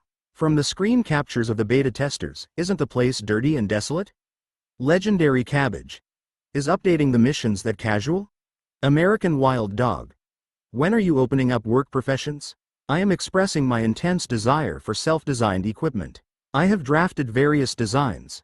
Goblin armored cars, goblin sea urchin armor, and goblin landing pods. Sharks coming. I'm watching the inventor from the previous reply. Quickly obtain second beta gamer status and the pioneer alias. Metal-skinned ape. Is there a time limit for purchasing chickens and horses in the second beta? I'm willing to pay any price. Apollo God. I registered for the second beta. I am extremely active in the discussion forum. Please award me beta tester status, D backquote. Having importance. Suikazan Buttocks has registered for battle. For Eternal Kingdom, Mike Scare. Why has nobody discussed the new content seriously? Why is nobody curious about items not replenishing in the new area? The lousy game producers are cheating. Stay away from me. Is this not proof that the lousy game producers are checking the forum openly? And they are expecting us to think of ideas for them? I am feeling extremely sour. Give me my beta tester status and I will pretend nothing has happened.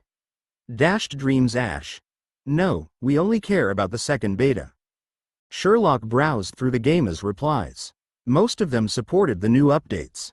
With Brainiac accompanying the gamers to enter the ancient ruins, Sherlock was relieved. He only needed to wait for the gamers to carry the treasures to the Rune Mana formation.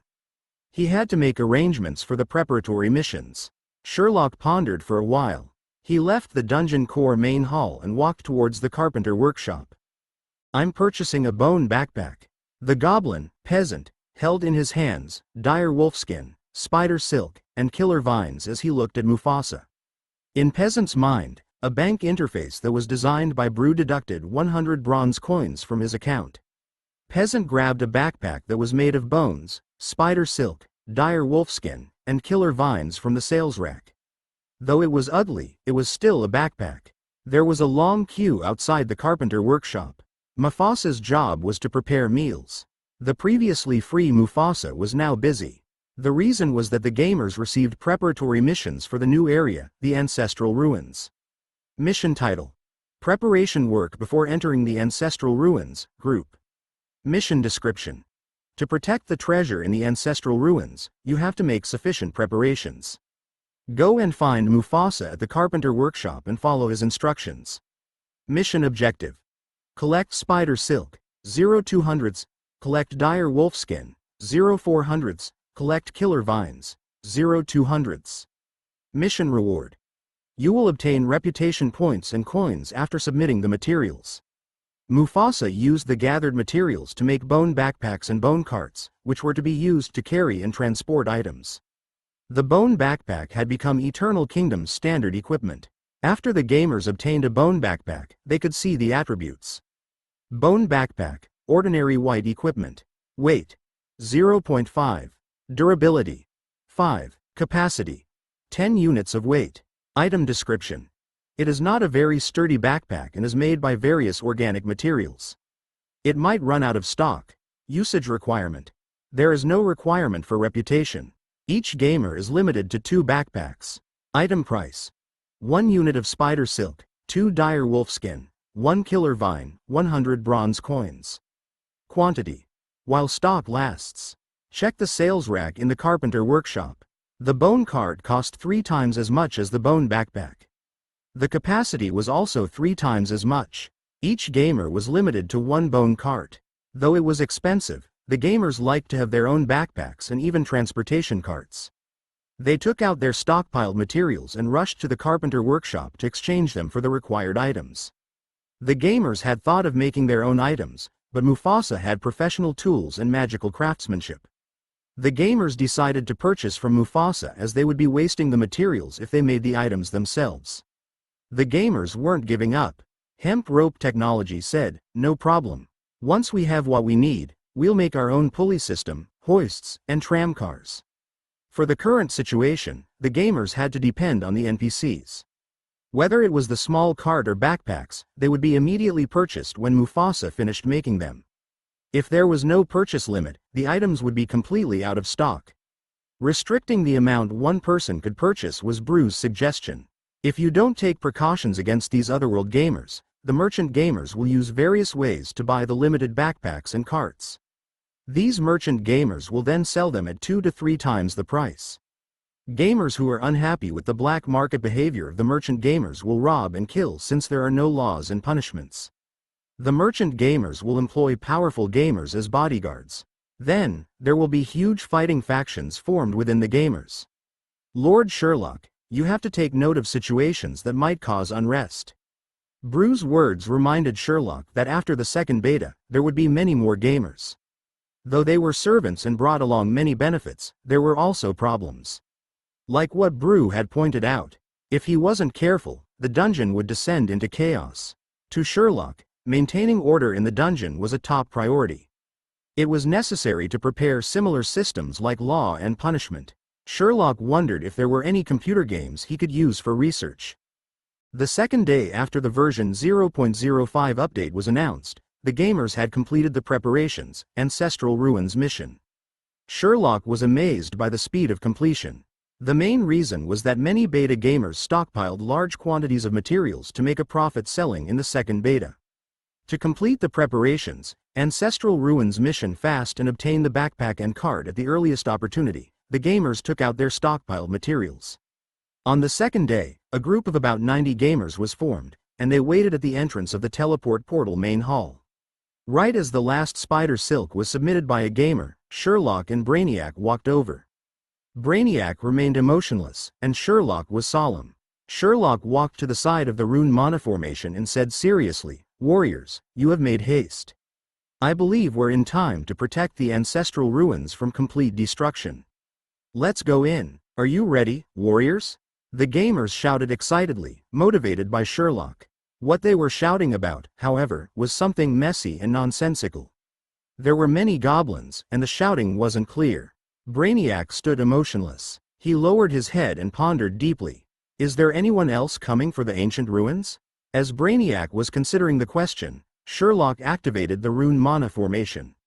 With the flashing of white rays, Sherlock and Brainiac, who were standing on the rune mana formation, vanished. The excited gamers walked into the formation and vanished. Inside the goblin crowd, the black-armored Arthur checked his equipment for the final time. He carried the merchant band's small backpack on his back and the newly purchased bone backpack in front of his chest. He turned around and said to Not Wearing Pants, Peasant, Sylvanas, and Burning Chest Hair, who were also carrying backpacks on their front and back, "Go, we're moving out." Chapter 102. Thanks to veteran gamers who died to create the map. Faint glowing vines crawled all over the main hall. The rusty and broken wall lamps, which were fixed on the peeling walls, were barely discernible in the dim light. A white light abruptly flashed and stretched the shadows of the surrounding objects. The light source came from the rune mana formation located in the middle of the main hall. The light became soft. Sherlock and Brainiac appeared in the rune mana formation, followed by the green-skinned goblins with green words above their heads. They were the Otherworld's gamers. When the last gamer exited the formation, the light from the rune mana formation dimmed, leaving a faint white glow. This place looks ancient and rundown. With the power of the rune mana formation, Brew's awareness was extended to fill the ancient ruins main hall. As the mana ripples engulfed the entire main hall, the wall lamps lit up with magical flames. Before Sherlock had the chance to speak, the gamers walked out from the rune mana formation and started exploring. It was a spacious hall. Besides the surrounding walls, there were only 2 tunnels in the front and at the back. There was nothing to raid in the main hall. There wasn't even a single skeleton in sight. A gamer stood on top of his companion's head and dismantled a completely broken wall lamp from the wall. He then ran excitedly to the rune mana formation for appraisal. The gamers started dismantling the walls and the floor. Warriors. Sherlock stood out and exerted his dominant aura to calm down the chaotic gamers. He said, "This is our ancestral ruins. We have to make good use of our time. There's nothing in the main hall for us to protect. Search other places. If you encounter monsters, do not fear. Defeat them bravely. If you encounter problems, look for your leader, Lich Brainiac. He'll try his best to help you. Warriors, you still have to depend on yourselves. I'm leaving as there are more important things waiting for me." Sherlock walked into the rune mana formation and vanished. Only the emotionless Brainiac and a horde of excited gamers were left behind. The plot animation has ended. Let's begin searching. Fortunately, the plot animation was short. My impatience is driving me crazy. Make haste. Make haste. There's nothing for us if we're slow. The unrestrained gamers searched all over the place. They conveniently dismantled all the wall lamps from the walls. The lighting of the main hall was unaffected since it was created by mana. Without the wall lamps, the lighting was still intact. Brainiac stood at his location and watched the strange behavior of the goblins. They appeared drugged. Whatever they could dismantle or carry, they would hold in their hands or carry in their backpacks. They carried their loot to the rune mana formation. They would stand in a daze for a few seconds. Then, they would toss the objects in their hands and their backpacks on the floor as they shouted loudly, "What? All trash?" Almost all the objects in the main hall were touched by the goblins. They were all trash. Brainiac also thought that they were trash. Though the goblins were a bit insane, Brainiac had been in Eternal Kingdom for many days, and he was used to their strange ways. The goblins could act insane since they were merely movers who could be revived. However, Brainiac had his own mission. He pinched his jawbone and surveyed the main hall. According to his professional knowledge, he knew that this could be a dungeon of the ancient ruins. If it was a dungeon, he had to find out his current location. Brainiac looked at the dark tunnels on both sides and saw a need to lead the goblins in exploration. Wait, what was that? In Brainiac's field of vision, a bare-bodied goblin with the words "not wearing pants" was venturing into one of the dark tunnels under the gaze of other goblins. Behind him was a group of goblins who were taking off their clothing and equipment. Wait, what are they doing? Why are they stripping? Even the knowledgeable Brainiac couldn't understand the weird behavior of the goblins. The other goblins didn't think that the stripping was ridiculous. Instead, they shouted, "Buck up! The task of using your bodies to explore the tunnel is in your hands. You're brave. You dared to explore and map out such a terrifying tunnel. Veteran gamers, we're depending on you. Remember to mark the paths. We'll wait in the forum for your maps. Carry the treasures if you're able to." Brainiac listened to the goblins' conversations and looked at the stripped equipment. He thought for a while and came up with a conclusion. 35. The goblins treat their equipment with more care than their lives. Even if they can revive, from the way they care for their equipment, it's obvious that they are extremely loyal to Sherlock. They were trying to save resources for Lord Sherlock. 36. I am touched by their loyalty. They were only thoughts in his mind. He had to find a chance to record them in his journal. Though he was touched, Brainiac wouldn't strip himself to explore the ancient ruins even though the goblins looked enthusiastic. Brainiac walked out of the rune mana formation and shut off his empty eye sockets. He began to feel the spiritual power in the ancient ruins. He was checking to see if there were any skeletons that he could use to become his skeleton soldiers. He would use this skeleton soldiers as his vanguard to explore the ancient ruins. Brainiac meditated and soon found some nearby skeletons that he controlled to explore the ancient ruins. 10 minutes later, Brainiac ascertained that it was a primordial dungeon. The entrance was a labyrinth. The labyrinth was used to confuse and wear down invaders, who were usually adventurers from the surface world. Though there were few adventurers now, dungeons that were close to the surface world would have a standard labyrinth. Help me take care of my equipment. I'm mapping out the place with my bare body. No problem. Make haste. Take a look at the map on the discussion forum. Not wearing pants and a few veteran gamers are already drawing maps on the discussion forum. Good, no problem. An hour later, Brainiac continued to meditate and focus his attention on controlling the skeleton soldiers. One of his controlled skeleton soldiers encountered a bare-bodied goblin, but the goblin didn't flee. Instead, he charged at the skeleton soldier. Brainiac's controlled skeleton soldier didn't attack him. He watched the goblin run past the skeleton soldier. The goblin was bewildered and looked back at the skeleton soldier who didn't attack him as he continued running. Brainiac wasn't bothered by the goblin. He controlled the skeleton soldier to explore the labyrinth. As long as one skeleton soldier managed to find an exit, the labyrinth would be solved. Brainiac was able to remember all the routes taken by each skeleton soldier. He had the confidence of a once-in-a-thousand-years genius. Wah, this labyrinth is confusing. It's tough. There are a few exits, but they were filled with traps. A few of us perished. It's all right. The labyrinth is being mapped out on the discussion forum. Buck up, everyone. Were they drawing a map? What kind of a map? A map of the labyrinth? How could they draw out a map? Brainiac wasn't affected by the chatting goblins, and he continued to work. Fortunately, no goblins looked for him for healing. All the goblins who entered the labyrinth were killed. Perhaps they had no intention to come out alive. They were smart by using their revival abilities repeatedly to find an exit. But without their corpses, how were they going to revive? 4 hours later, we've discovered 10 incorrect exits. The veteran gamers are really strong. The expert on the forum came up with the fastest way to find the correct exit. Many experts used mapping software to perform a live bird's eye view labyrinth map. Of course, they are strong. The maps on the discussion forum are updated. Let's take a look. Let's take a look. Brainiac frowned. The goblins discovered 10 incorrect exits? Are there so many exits? Wait, is the forum not their gathering place? They are obviously at this location. Why are they discussing the forum? They shared information on the forum? How did they do that? Brainiac was distracted, and a skeleton soldier stepped on a trap. A huge boulder crushed him into pieces. He began to refocus his mind.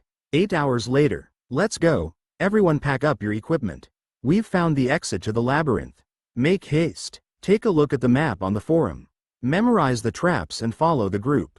Don't wander off. Thank you, veteran gamers, for mapping with your lives. You're awesome. Brainiac opened his empty eye sockets. A few bare-bodied goblins were teleported in at the rune mana formation, and they began to equip themselves. Once they were done, they formed teams and ventured into the labyrinth. Be careful where you step and don't touch anything. The treasures and equipment are all trapped. Don't close your eyes and trigger the traps that will cause harm to others. The goblin, not wearing pants, walked in the front and shouted loudly at the goblins behind. When you venture a third of the way into the labyrinth, there are a few skeleton soldiers walking around. Don't bother with them and just walk on. Those skeleton soldiers have bugs, so they won't attack. Don't fear even if they attack because they aren't armed and look feeble. Chapter 103. An important question. A skeleton walked with ka-cha sounds in the dimly lit labyrinth. Not far in front of him was a group of goblins carrying primitive backpacks on their fronts and backs. They were chatting noisily and had no sense of urgency. They were different from normal goblins. They had green words above their heads.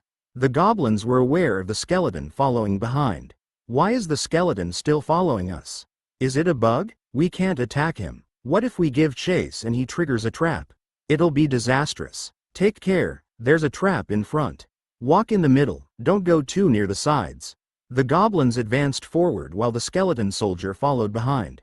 The skeleton soldier was controlled by Brainiac. He made the skeleton soldier follow the goblins for a reason. He wanted to know how they made use of suicide to map out the labyrinth. Brainiac was surprised to see the fearless goblins strip naked to venture into the labyrinth. If the goblins were unable to revive their corpses, did they really die? Or even worse, maybe their souls couldn't return to the spirit world. This behavior was rationalized as the goblins' loyalty to Eternal Kingdom and Lord Sherlock. Brainiac was moved by their loyalty. Brainiac was able to make use of the skeleton soldiers to map out the labyrinth. Those goblins who perished in the labyrinth and their corpses, however, were unable to be brought back for revival, so how did they convey the information of the labyrinth back to their comrades? And they found the actual exit pretty fast. Even Brainiac was doubtful of himself. Am I really such a novice? Though it was unbelievable, Brainiac had two explanations. Number 1. These goblins were all insane, and they had group delusional disorder with intracranial clearance. Brainiac thought that it had a high possibility, but after following the goblins using the controlled skeleton soldiers, he discovered a terrible truth. The goblins avoided all traps. Then there was the second possibility. Number 2. The forum that they had mentioned might not be a common gathering place. Instead, it might be a gathering place for their awareness, which was like the awareness of bees. Though it was incredible, this was the only logical reason. If the goblins were able to have independent thoughts and awareness and could focus their awareness at the forum location, then even if the goblins perished, they would be able to convey information to the forum. But, was that possible? What kind of place was the forum? Was it Lord Sherlock? Brainiac was troubled by the questions that he couldn't answer. As he was pondering those questions, the goblins exited the labyrinth and entered a new area. A squarish main hall. Let's create our base camp. Don't be in a hurry to explore. We have discussed in WeChat that we are not in a hurry to obtain the loot. We don't have many people, and we can't allow internal strife. This game is tough, and we are in a new area. It won't be easy. Let's survey the environment. If we perish, we'll lose our equipment. Not wearing pants, who was the most enthusiastic about dismantling the wall lamps, stood out with his arms akimbo and shouted out loud. The goblins dispersed and used the rocks and other items that they had brought with them to build defenses. A circular wall that was created using a myriad of items. Though the circular wall had no real defensive value, it gave the goblins a sense of security. A few goblins were carrying rocks and the dismantled floor slabs. Then, they stacked them up to strengthen the circular wall. When they noticed a skeleton soldier in the distance, a few goblins discussed their plan. Then, they took their swords and walked towards the emotionless skeleton soldier. With the flashing of the mana formation, A dark-clothed Sherlock returned to Eternal Kingdom. He had just ended his archaeology work at Ancient Ruins number 85. His work was simple, it was to prevent the workers from opening the rune door. When Sherlock was about to leave the teleport portal main hall, a bare-bodied gamer was pushing a bone cart into the rune mana formation. He almost knocked into Sherlock, who had just returned. "Are the game NPCs that reckless in their movements?" the gamer said without turning his head as he ran past Sherlock and vanished into the rune mana formation. Sherlock lifted his head and surveyed his dungeon. Garbage dump, candlesticks, stone bricks, unknown metal scraps, rusty weapons, armor, various strange skeleton frames, and even a giant skeleton frame were dumped about. Sherlock lowered his head and said gravely, "Brew, didn't you relay treasure hunting missions? Did you remind the gamers that trash can't be exchanged for coins?"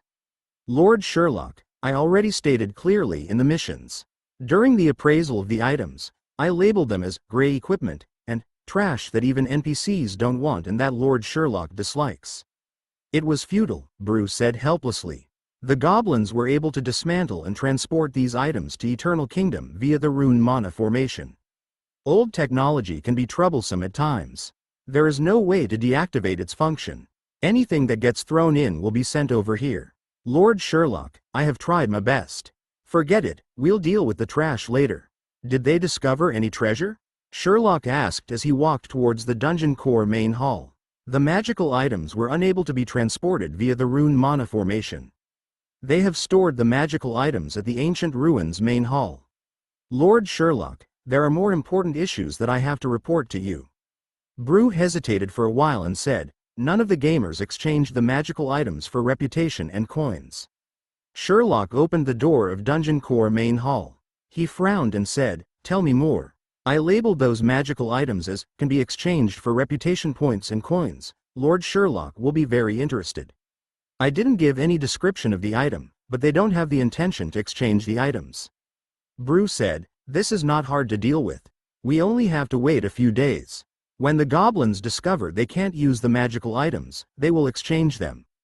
There is another important issue. They discovered a sleeping dungeon core which can be swallowed for a level upgrade." "You are saying?" Sherlock sat down and placed his black windbreaker on the box. He covered his face with both his hands and wiped his face slowly. Then, he placed them criss-crossed on the table. He couldn't control his smile as he said, "My cute little goblins helped me find a treasure worth 20 million magic stones. Strictly speaking, they found 20 million magic stones, and they have no intention of giving up the dungeon core in the near future," Brew said. "For details on the situation, I suggest you take a look at the forum." The official discussion forum was busy with activity after the opening of the new area. There was only one popular gamer who was discussing strategy guides on the forum. Sherlock located his post quickly. Live recording. Ancestral Ruins, the treasure-laden instance dungeon before the second beta. Chapter 104. Second beta is commencing.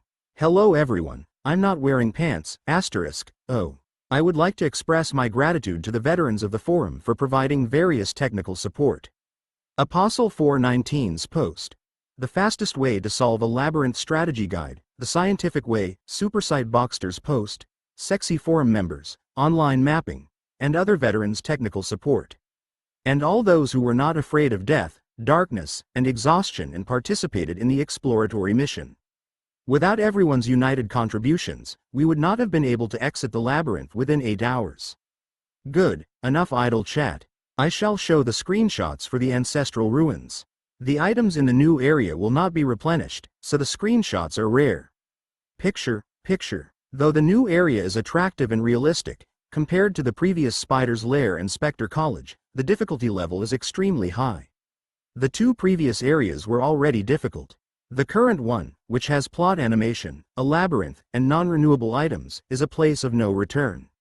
Next is the Expert Gamer's labyrinth map with indications of the path to the exit. There are traps along the way. The other parts of the map are not labeled. Expert Gamer's map. After we solved the labyrinth, we immediately built our comprehensive defenses. Picture. After that, we used the first outpost as our base and began a new round of mapping the area. The results were beyond our expectations. The whole area was filled with skeletons of various creatures. Most of the walls and floors were damaged. We were unable to gain access to some areas and rooms. The game system assigned us missions to find the NPC Brainiac, who would help us unlock the areas or rooms. The process took about 10 to 20 minutes. Except for the elusive and harmless skeleton soldiers, we didn't find other monsters. We were able to take any items from the entire area. This must be the reward map before the second beta.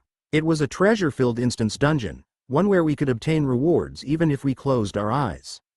The following is the equipment. Please do not be green with envy. Ancient Ruins Breastplate, blue superior equipment, damaged, gnome. Defense. 40. Weight. 20. Durability.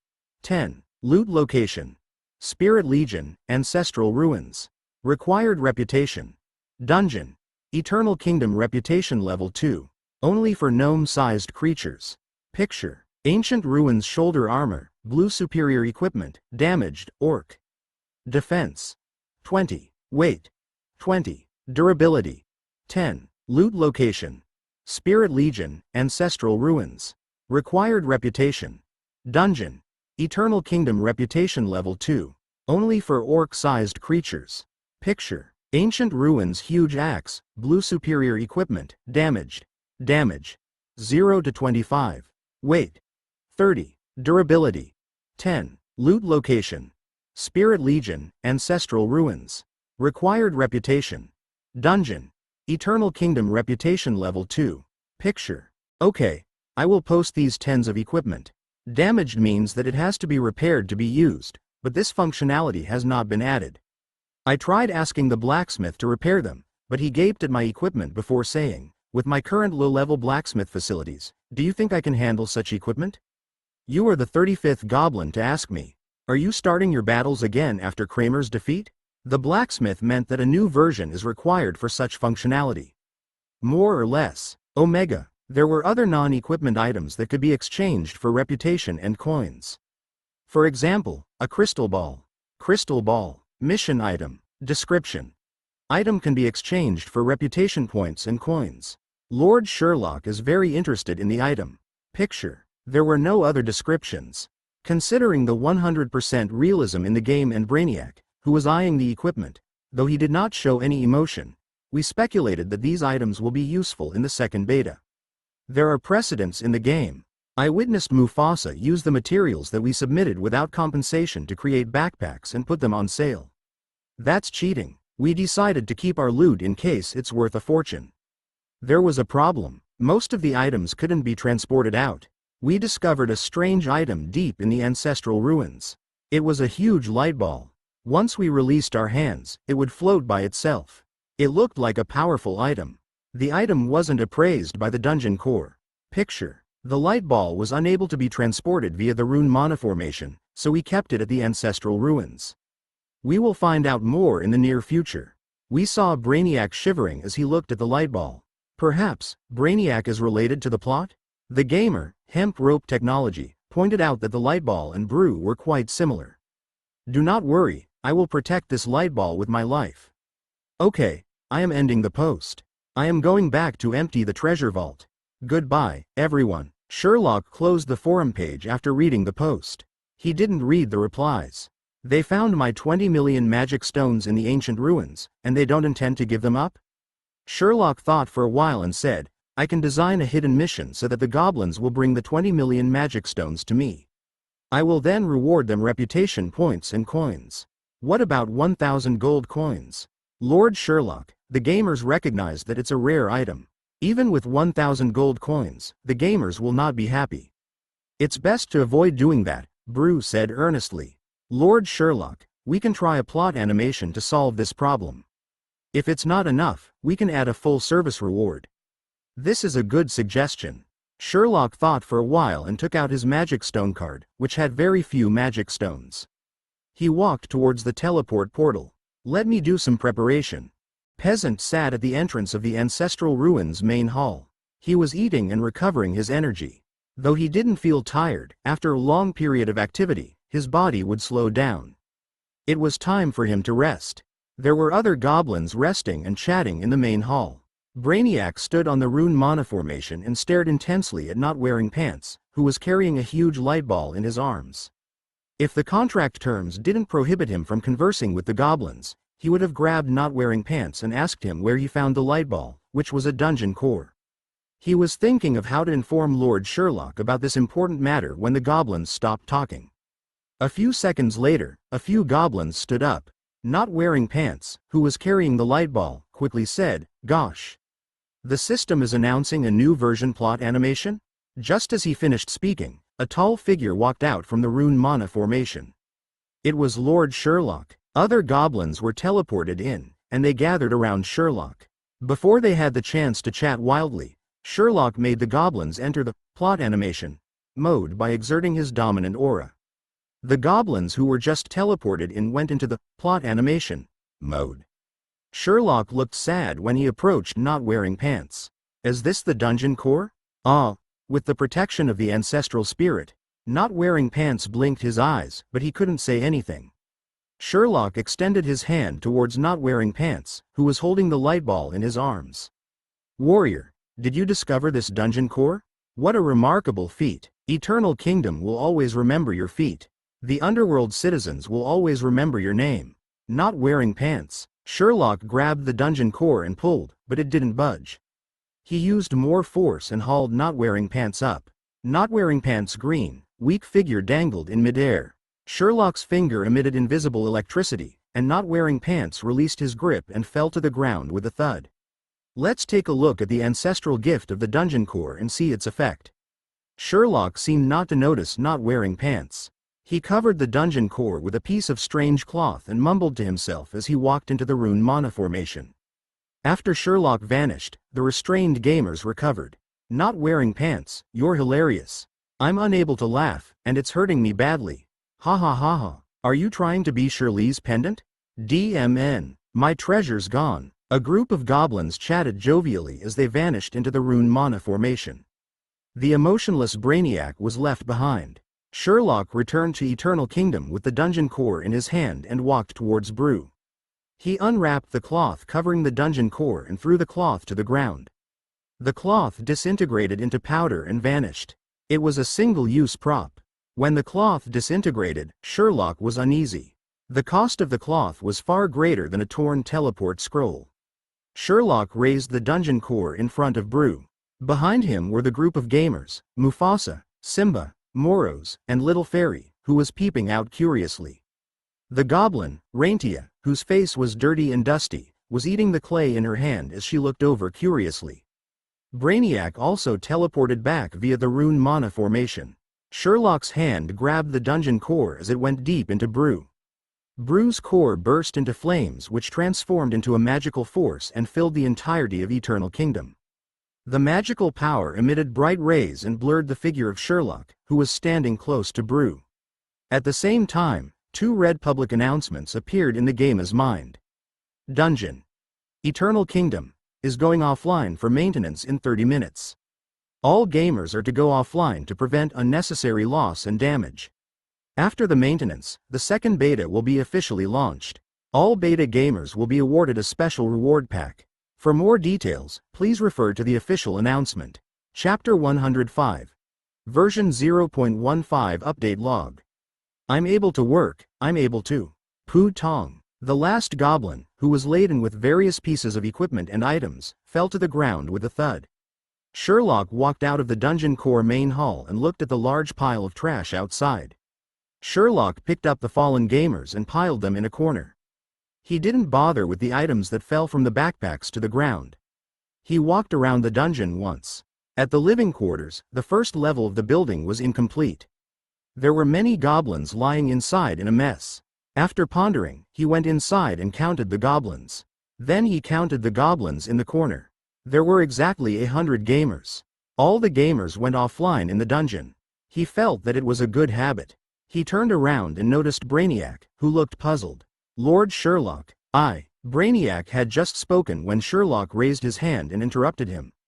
I know what you're going to ask. Don't ask. Young lads have to contemplate, then it will be meaningful.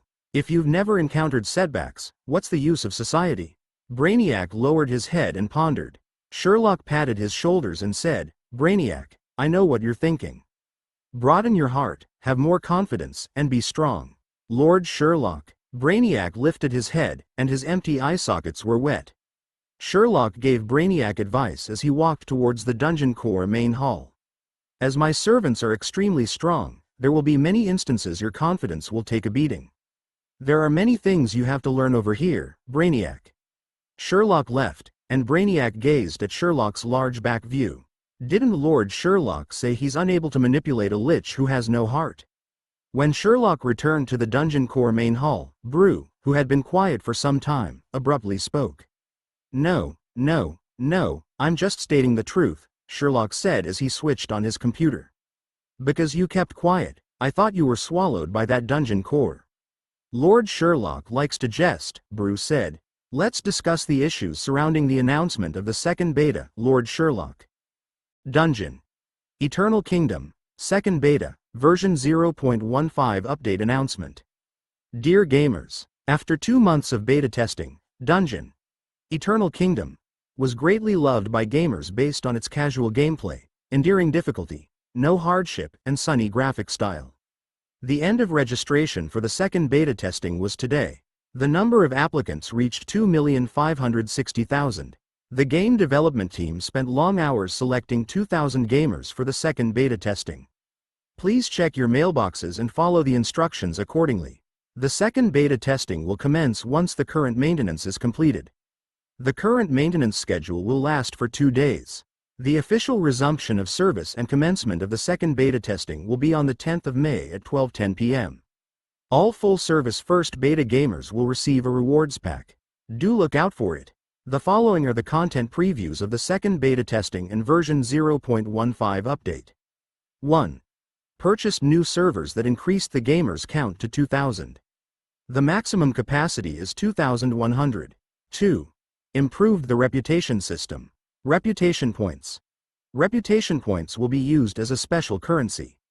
The activities of the gamers, such as the daily construction missions and daily materials gathering missions, will garner reputation points. The reputation points can be used to increase the gamer's reputation level, which will no longer be automatically upgraded. Once the required reputation level is attained, the reputation points can be used to change to a new race and profession for the missions. Reputation points can also be used to learn special skills and for future functionalities. Creating new characters after death will no longer have the full reputation penalty. The deduction of the reputation points will vary according to the gamer's race. The reputation level will not be downgraded. 3. Added new races. Gnome. As the dungeon's main force, their numbers are only second to goblins. As the most common creature of the underworld, the gnome's strength, agility, and intelligence are superior to a goblin. The gnome has a mana affinity, and their body is able to feel mana. Added special gnome mission, the Way of the Gnome. Houndhead Man. To be added. A low intelligence creature who lives in caves and whose combat power is inferior to a gnome. Because of their ties to the dragon family, they have great mana affinity, but due to their low intelligence, none of the Houndhead Men are able to use mana. Lord Sherlock is attempting to interact with these creatures to see if they can be integrated into Eternal Kingdom. Developing special Houndhead Man mission, the Way of the Houndhead Man. 4. Punishment system in development. To protect order in Eternal Kingdom, the punishment system will be used to deal with obnoxious gamers who are disrupting the proper gaming culture. It is currently in development. The aforementioned are the main updates for version 0.15. More details of the second beta will be included in a future version update. Warriors of Eternal Kingdom. If you are game, play Dungeon. Eternal Kingdom on the 10th of May at 12:10 p.m. Sherlock checked the contents of the update. After ensuring there were no errors, he published it. Lord Sherlock, you have to prepare gift packs for the 100 first beta gamers and more mana isolating cloth. If possible, obtain a huge dragon too. Then, we can add the Houndhead Man profession. The workload of the NPCs will increase substantially after recruiting 2,000 gamers. Consider the feelings of Simba, Mufasa, and Moros. There is an urgent need to add professional careers and recruit more NPCs, Brew suggested. In addition, there are various essential functionalities that an online game should have. Lord Sherlock, shall we discuss them? Are you referring to treasure chests, lottery draws, can knockdown, and Wheel of Fortune? Let's talk, Sherlock said. Swoosh. The curtain hanging from the windowless wall was pulled down by a fat hamster. There were two fat hamsters sitting by the side. One of the hamsters carried a fruit as he watched the fire stove. A hamster whose face was blue-black and swollen held a bag of black powder in his hand. Good, we can begin now. The fat hamster pulled the curtains and stood by the side. The other two hamsters stood up too. The swollen-faced hamster grabbed some black powder and tossed it into the fire stove. The flames grew in height, and the entire room lit up. The room started quaking, and the ceiling had a large open mouth. Pooey. Water saliva dripped down and flooded the three hamsters and the towering flames. The ceiling opened its mouth and spouted vulgarities. Censored, all of you. Setting my hotel on fire? You, censored. I've informed the police. You'll be in jail for the rest of your lives. The three hamsters looked at the ceiling that had gone back to normal. Then, they looked at the extinguished fire stove. Boom. The flames grew in height again, and they had a blue human silhouette. The silhouette turned her head to look around before speaking intermittently in a gentle female voice. What has happened? Why is so bad? Can hear? Why are in this state? Lady, we hear you. We found Lord Sherlock, the three hamsters said together. The swollen-faced hamster grabbed some powder and thought for a while. Then, he threw the whole bag into the stove. Boom! Blue flamers towered over them. The human figure became clear, and the intermittent voice became a loud holler. What, Sherlock? You've found him? Where is he? Lady, you're too loud. He's at Winterfell, more or less. Find him. Convey my message to him. Once I'm done over here, I'll look for you. The blue flames extinguished on her last word. The three hamsters looked at each other and spoke simultaneously. What message? Did Lady convey any message? Can't remember. Is it mealtime? Palm. A strong armored arm bashed through the room door. The scent of scattered wood shavings pervaded the air. The arm started searching around for the door handle. You're under arrest, you arsonists. Open the door. The voice outside shouted.